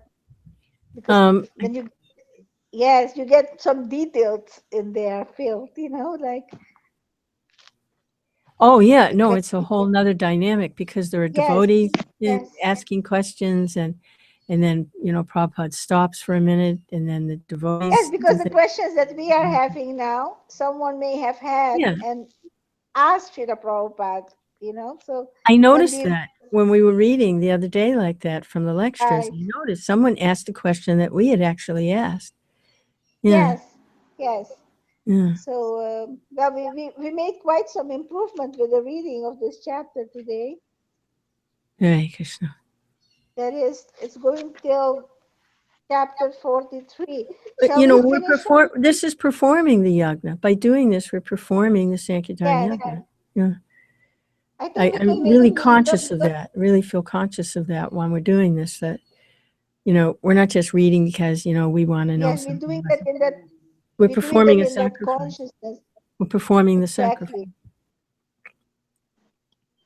for the pleasure of Krishna. Exactly. How fortunate. I would suggest that we finish this chapter, Mata. Okay. So I If it can ever really be finished. If it'll ever really be finished, but I know what you mean. All right, let's do it. Arjun Vacha Atha kena prayuktoyam papam charati purusha anichanapi varsneya balativa niyojita. Arjun said, O descendant of Vishnu, by what is one impelled to sinful acts, even unwillingly, as if engaged by force? Purport. A living entity, as part and parcel of the Supreme, is originally spiritual, pure, and free from all material contaminations. Therefore, by nature he is not subjected to the sins of the material world. But when he is in contact with the material nature, he acts in many sinful ways without hesitation, and sometimes even against his will. As such, Arjun's question to Krishna is very sanguine as to the perverted nature of the living entities. Although the living entity sometimes does not want to act in sin, he is still forced to act. Sinful actions are not, however, impelled by the supersoul within, but are due to another cause, as the Lord explains in the next verse. Sri Bhagavan Uvacha Kam Esha Krodha Esha Rajoguno Samudbhavaha Mahashano Mahapapo Vidhyena Mihavairinam. The Blessed Lord said, it is lust only, Arjun, which is born of contact with the material modes of passion and later transformed into wrath, and which is the all-devouring sinful enemy of this world. Purport. When a living entity comes in contact with the material creation, his eternal love for Krishna is transformed into lust in association with the mode of passion. Or, in other words, the sense of love of God becomes transformed into lust, as milk in contact with sour tamarind is transformed into yogurt. Then again, when lust is unsatisfied, it turns into wrath. Wrath is transformed into illusion, and illusion continues the material existence. Therefore, lust is the greatest enemy of the living entity, and it is lust only which induces the pure living entity to remain entangled in the material world. Wrath is the manifestation of the mode of ignorance. These modes exhibit themselves as wrath and other corollaries. If, however, the modes of passion, instead of being degraded into the modes of ignorance, are elevated to the modes of goodness by the prescribed method of living and acting, then one can be saved from the degradation of wrath by spiritual attachment. The Supreme Personality of Godhead expanded himself into many for his ever increasing spiritual bliss, and the living entities are parts and parcels of the spiritual bliss. They also have partial independence, but by misuse of their independence, when the service attitude is transformed into the propensity for sense enjoyment, they come under the sway of lust. This material creation is created by the Lord to give a facility to the conditioned souls to fulfill these lustful propensities, and when they are completely baffled by prolonged lustful activities, the living entities begin to inquire about their real position. This inquiry is the beginning of the Vedanta Sutras, wherein it is said, Athato Brahma Jigyasa. One should inquire into the Supreme. And the Supreme is defined in Srimad Bhagavatam as Janmadhyasya yato anvayad itarascha, or the origin of everything is the Supreme Brahman. Therefore, the origin of lust is also in the Supreme. If therefore lust is transformed into love of the Supreme, or transformed into Krishna consciousness, or in other words, desiring everything for Krishna, then both lust and wrath can be spiritualized. Hanuman, the great servitor of Lord Ram, engaged in wrath upon the enemies for the satisfaction of the Lord. Therefore, lust and wrath, when they are employed in Krishna consciousness, become our friends instead of our enemies. Text 38. Dhumena vriyate vahnir yatha darsho malena cha yatho bena vrita garbhas tatha tenedam avritam. Translation. As fire is covered by smoke, as a mirror is covered by dust, or as the embryo is covered by the womb, similarly, the living entity is covered by different degrees of this lust. Purport. There are 3 degrees of covering of the living entity by which his pure consciousness is obscured. This covering is but lust on the different manifestations, like smoke in the fire, dust on the mirror, and the womb about the embryo. When lust is compared to smoke, it is understood that the fire of the living spark can be a little perceived. In other words, when the living entity exhibits his Krishna consciousness slightly, he may be likened to the fire covered by smoke. Although fire is necessary, where there is smoke, there is no overt manifestation of fire in the early stage. This stage is like the beginning of Krishna consciousness.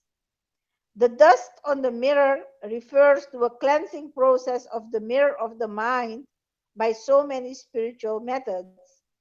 The best process is to chant the holy names of the Lord.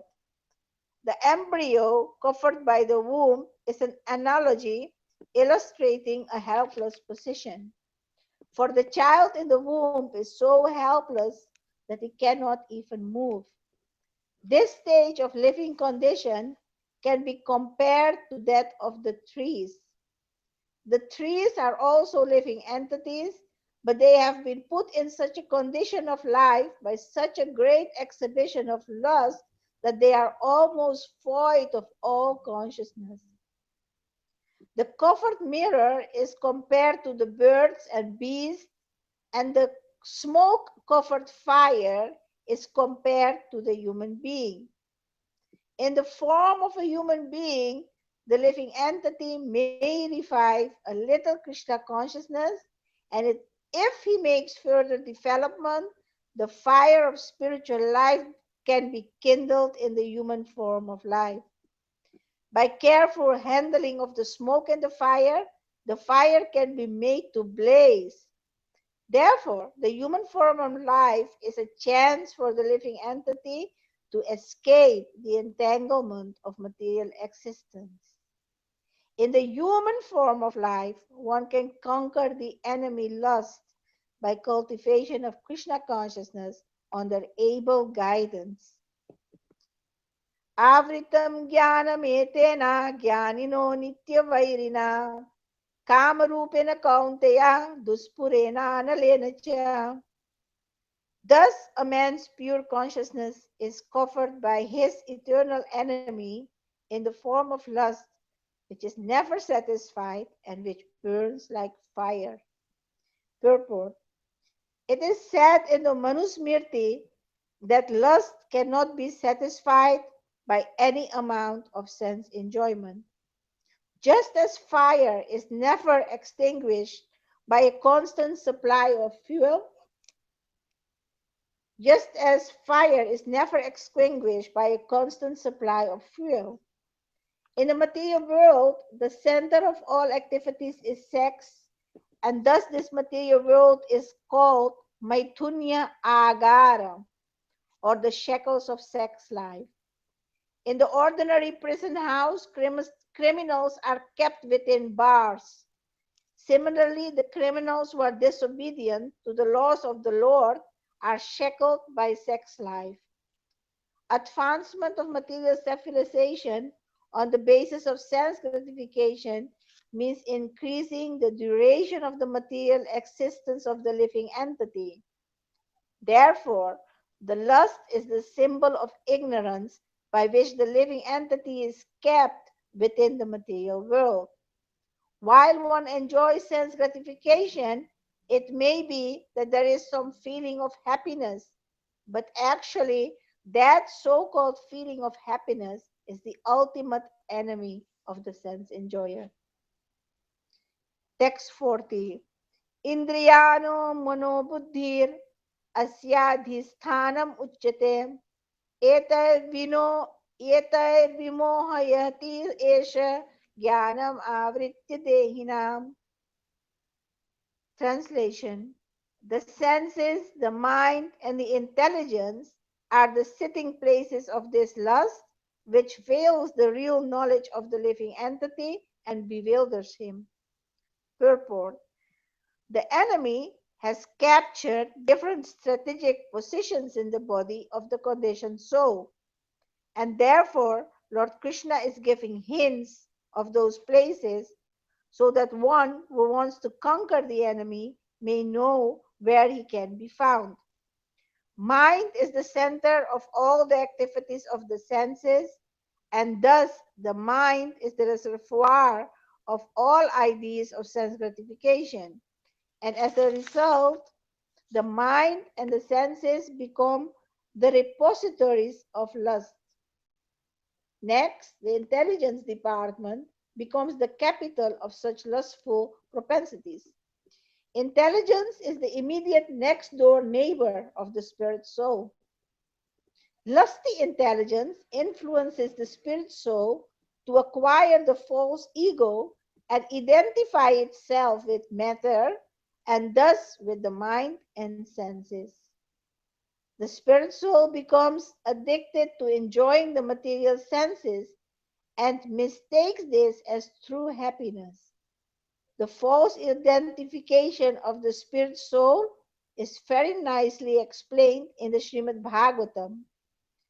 Yashyatma buddhi kunape tridhaduke swadhi kalatradi subhauma idyadhi yad tirtha buddhi sarita nakarhichik janesh abhijeshu sa eva gokara.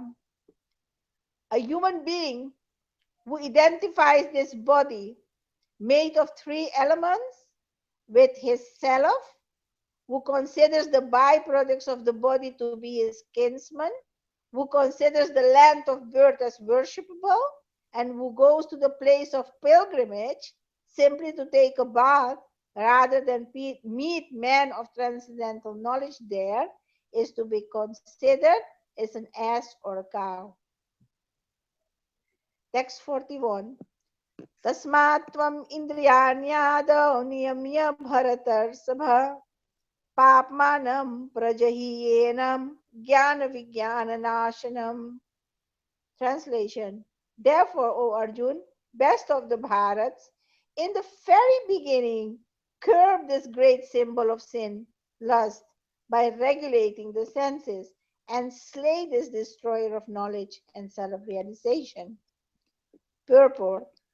The Lord advised Arjun to regulate the senses from the very beginning so that he could curb the greatest sinful enemy, lust, which destroys the urge for self-realization, and specifically knowledge of the self. Jnanam refers to knowledge of self as distinguished from non-self, or in other words, knowledge that the spirit soul is not the body. Vijnanam refers to specific knowledge of the spirit soul and knowledge of one's constitutional position and his relationship with the Supreme Soul.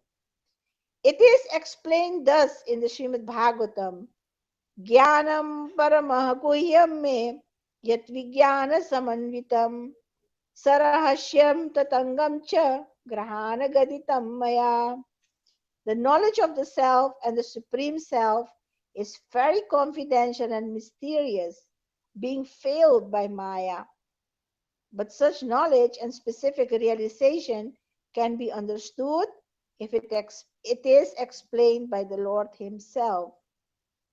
Bhagavad Gita gives us that knowledge, specifically knowledge of the self.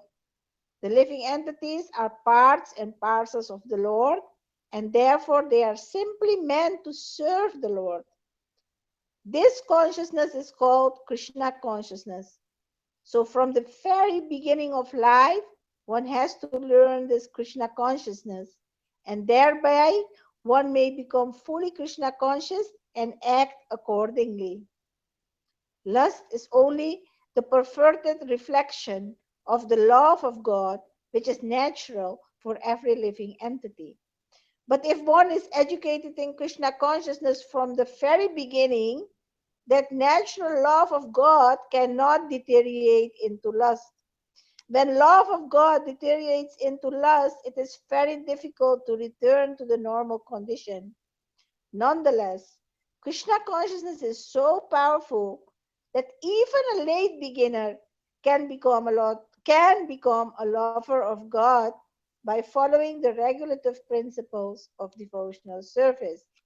So, from any stage of life, or from the time of understanding its urgency, one can begin regulating his senses in Krishna consciousness, devotional service of the Lord, and turn the lust into love of Godhead, the highest perfectional stage of human life.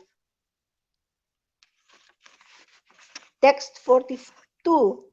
Indriyani prani ayur indrabhya paramamana manasastu parabuddhir yo buddhi paratastu sa.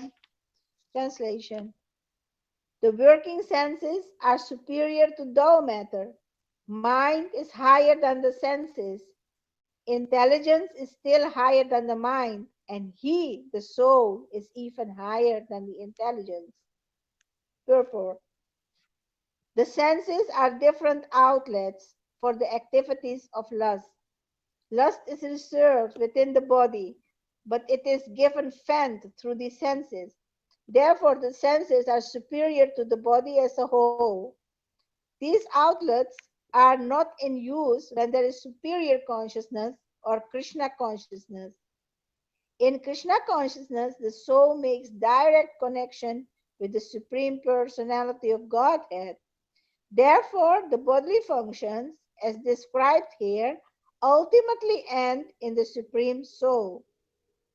Bodily actions means the functions of the senses, and stopping the senses means stopping all bodily actions. But since the mind is active, then even though the body may be silent and at rest, the mind will act as it does during dreaming. But above the mind, there is the determination of the intelligence, and above the intelligence is the soul proper. If, therefore, the soul is directly engaged with the Supreme, naturally all other subordinates, namely the intelligence, mind, and the senses, will be automatically engaged. In the Katha Upanishad, there is a passage in which it is said that the objects of sense gratification are superior to the senses, and mind is superior to the sense objects. If, therefore, the mind is directly engaged in the service of the Lord constantly, then there is no chance of the senses becoming engaged in other ways. This mental attitude has already been explained. If the mind is engaged in the transcendental service of the Lord, there is no chance of its being engaged in the lower propensities. In the Katha Upanishad, the soul has been described as Mahan, the great. Therefore, the soul is above all, namely the sense objects, the senses, the mind, and the intelligence. Therefore, directly understanding the constitutional position of the soul is the solution of the whole problem. With intelligence, one has to seek out the constitutional position of the soul and engage the mind always in Krishna consciousness. That solves the whole problem. A neophyte spiritualist is generally advised to keep aloof from the objects of senses. One has to strengthen the mind by use of intelligence. If by intelligence one engages one's mind in Krishna consciousness by complete surrender unto the Supreme Personality of Godhead, then automatically the mind becomes stronger, and even though the senses are very strong like serpents, they will be no more effective than serpents with broken fangs. But even though the soul is the master of the intelligence and mind, and the senses also, still, unless it is strengthened by association with Krishna in Krishna consciousness, there is every chance of falling down due to the agitated mind. But yeah, Hare Krishna. That's 43. Well, I have a question. Hare Krishna Mata. If we can't answer it, we'll just put it with the other ones we can't answer. Right, We're getting a bunch of them on the shelf over here. exactly. I've read this several times, and I always I think I understand mostly what Prabhupada is saying here. For the most part, I kind of get it, you know. At least I know, how it works. And then, Right, but this is confusing to me when he says that the objects of the senses are superior to the senses. I don't get it. And then he says, but the mind is superior to the objects of the senses. That doesn't, I don't, now there are, some errors in here, editing errors. I mean, there's always that factor. But he does go to say later on, again, he reaffirms that I just don't understand that, how the objects of the senses can be, because the senses are connected to the living entity. The objects of the senses are just like out there, and they can change from time to time.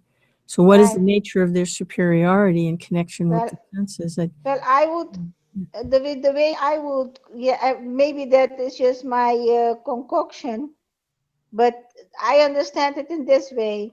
If the objects of the senses are stronger because they attract the senses, they manage to attract the senses. So in that sense, they are more powerful than the senses themselves. Mm. If you think of they can say that Krishna is called Madan Mohan and Radharani is called Madan Mohan Mohini because she manages to attract Krishna. So if it says that the objects of the senses are stronger, applying the same logic, I will think it to mean that they have some kind of superiority over the senses and in that way appear to be stronger. So that's the illusory energy. Yes, because the objects of the senses They are appear to be attractive. They have an they attractive are quality. displayed by Maya Devi. Mm. They are, they are Maya Devi's energy. Ah, she's presenting these. So certainly she is stronger because we shouldn't challenge Maya Devi. They appear to She be can, attractive. It's yeah, they have appearance. if we're not careful, she can completely bewilder us, bewilder the senses. Mm-hmm. So they're stronger. That's So the objects of the of senses. course because she's Krishna's energy. So she's very strong. Maya is very strong. And but is the objects of the senses are energy of Maya Mm. because that is what our senses get attracted to See, I have when they're that displayed. Western mindset, that the objects of the senses are just things. Yes, yeah, but They're not things. Nothing is a thing. There are no things. Everything is no, but it energy is a in one way or another. situation. Oh, yeah. It's like a desire for a specific type of sense gratification. So that sense gratification is offered by Maya Devi. Comes in a package. So which comes first, the desire for the sense gratification, or are the things presented and then the desire comes? The object of the senses, like if a man sees a beautiful woman and his eyes becomes attracted and he wants to feel her, he wants to touch her. So that beautiful woman is the object of the senses. For a woman, an attractive man is the object of the senses. So a materialist has no protection because as soon as the senses are exposed Right. to something, So they become because captivated. He has no protection. exactly. So as devotees, we know that above the senses is the mind. And if the mind is fixed in Krishna consciousness, then you can tell the senses, watch out, withdraw like the tortoise. And the super soul is there, which is next door neighbor to the intelligence. Exactly. So Krishna gives us, he said, this is not right. So it's like devotee goes and sees something, it's like, then he goes, Hare Krishna, deeper Krishna in is his the deep then. intelligence. He is the intelligence. Yeah, I am the intelligence. Yeah. Krishna gives the intelligence how to act, and Krishna protects actually. That's why when we follow the principles and we chant Hare Krishna, then the spiritual energy protects us from being allured by Maya. You see it and then you understand, oh, wow, she's very attractive, but no, not for me. There's Then we different have ways. that. There's different ways to learn. Sometimes, someone may have to go for it and go for it again and then realize, oh, fire burns. Put your hand in the fire. Fire burns. Put your hand in the fire. Like I was saying, like you recognize Maya in different situations. And you're, like I was saying a few days back, we were talking, and you were like, recognize my, trap of Maya. I'm not going to go for it, So cutting back. Yeah. yes, it's the same thing because then after some time you learn, isn't it? You realize you start to recognize in which way Maya comes to allure you, because then when you give in, what is the consequence? For me, that I have to learn with very, palatable foodstuffs. Maya presents herself to me as palatable foodstuffs. And I have to learn and say, no, I'm not living to eat, I'm eating to live.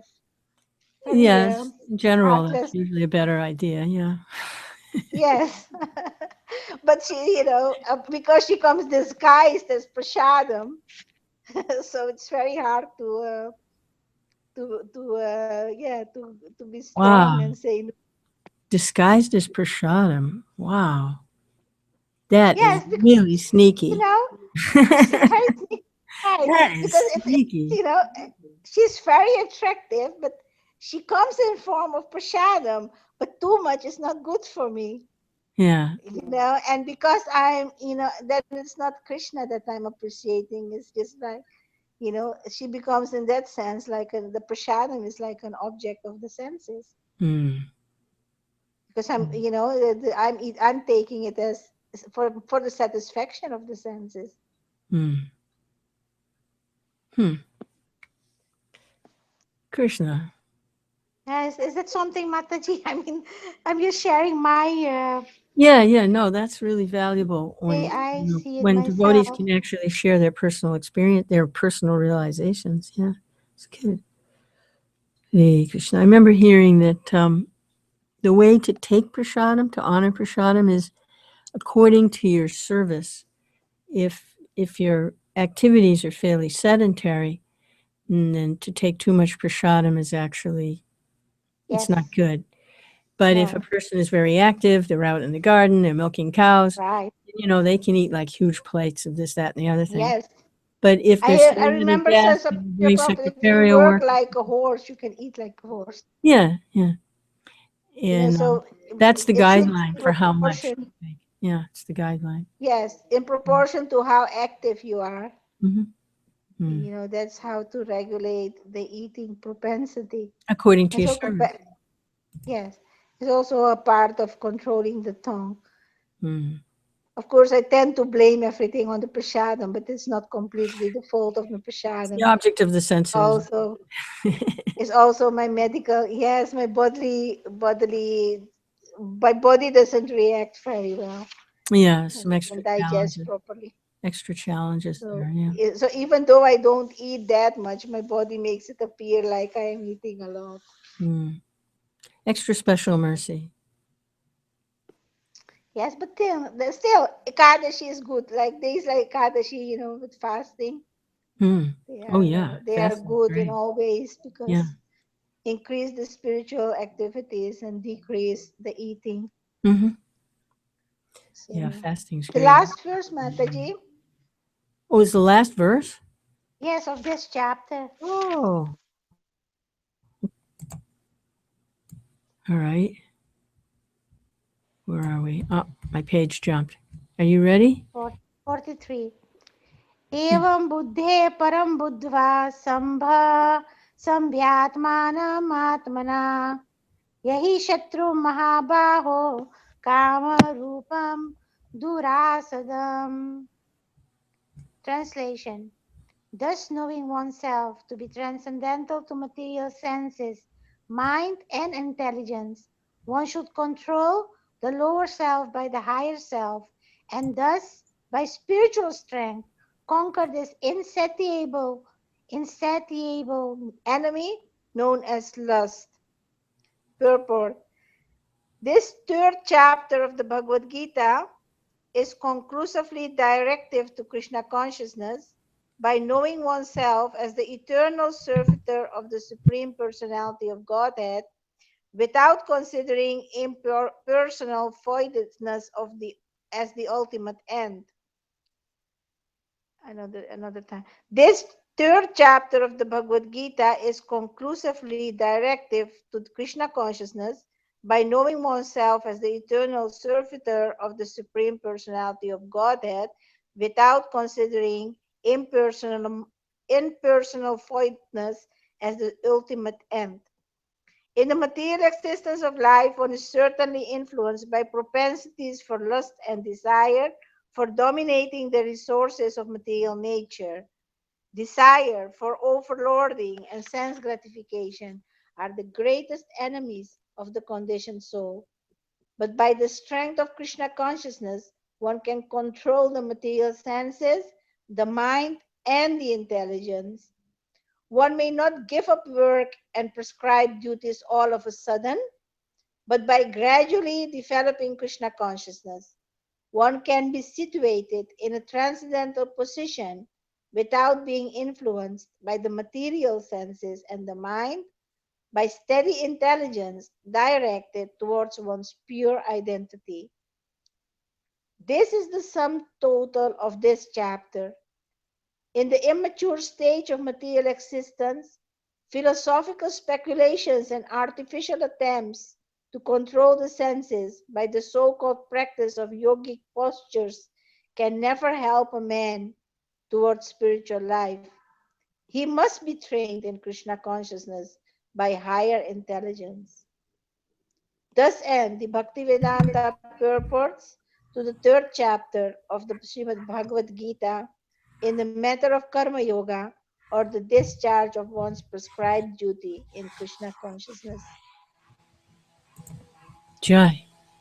Jai Srila Prabhupada ki jai. Srimad Hare Bhagavad Krishna, Gita Hare ki Krishna, jai. Krishna Krishna, Hare Hare.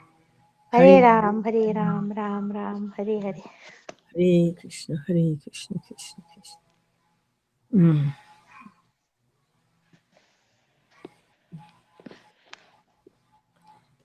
Well, time to take prasada. Yes. Yes, it was beyond lunchtime for you. Yeah. Hare Krishna. Okay, Mataji, I think till here. And next time we will see the lectures. I hope so. And try and get that fixed, whatever it is. And Yes, tomorrow I should be able to get back on the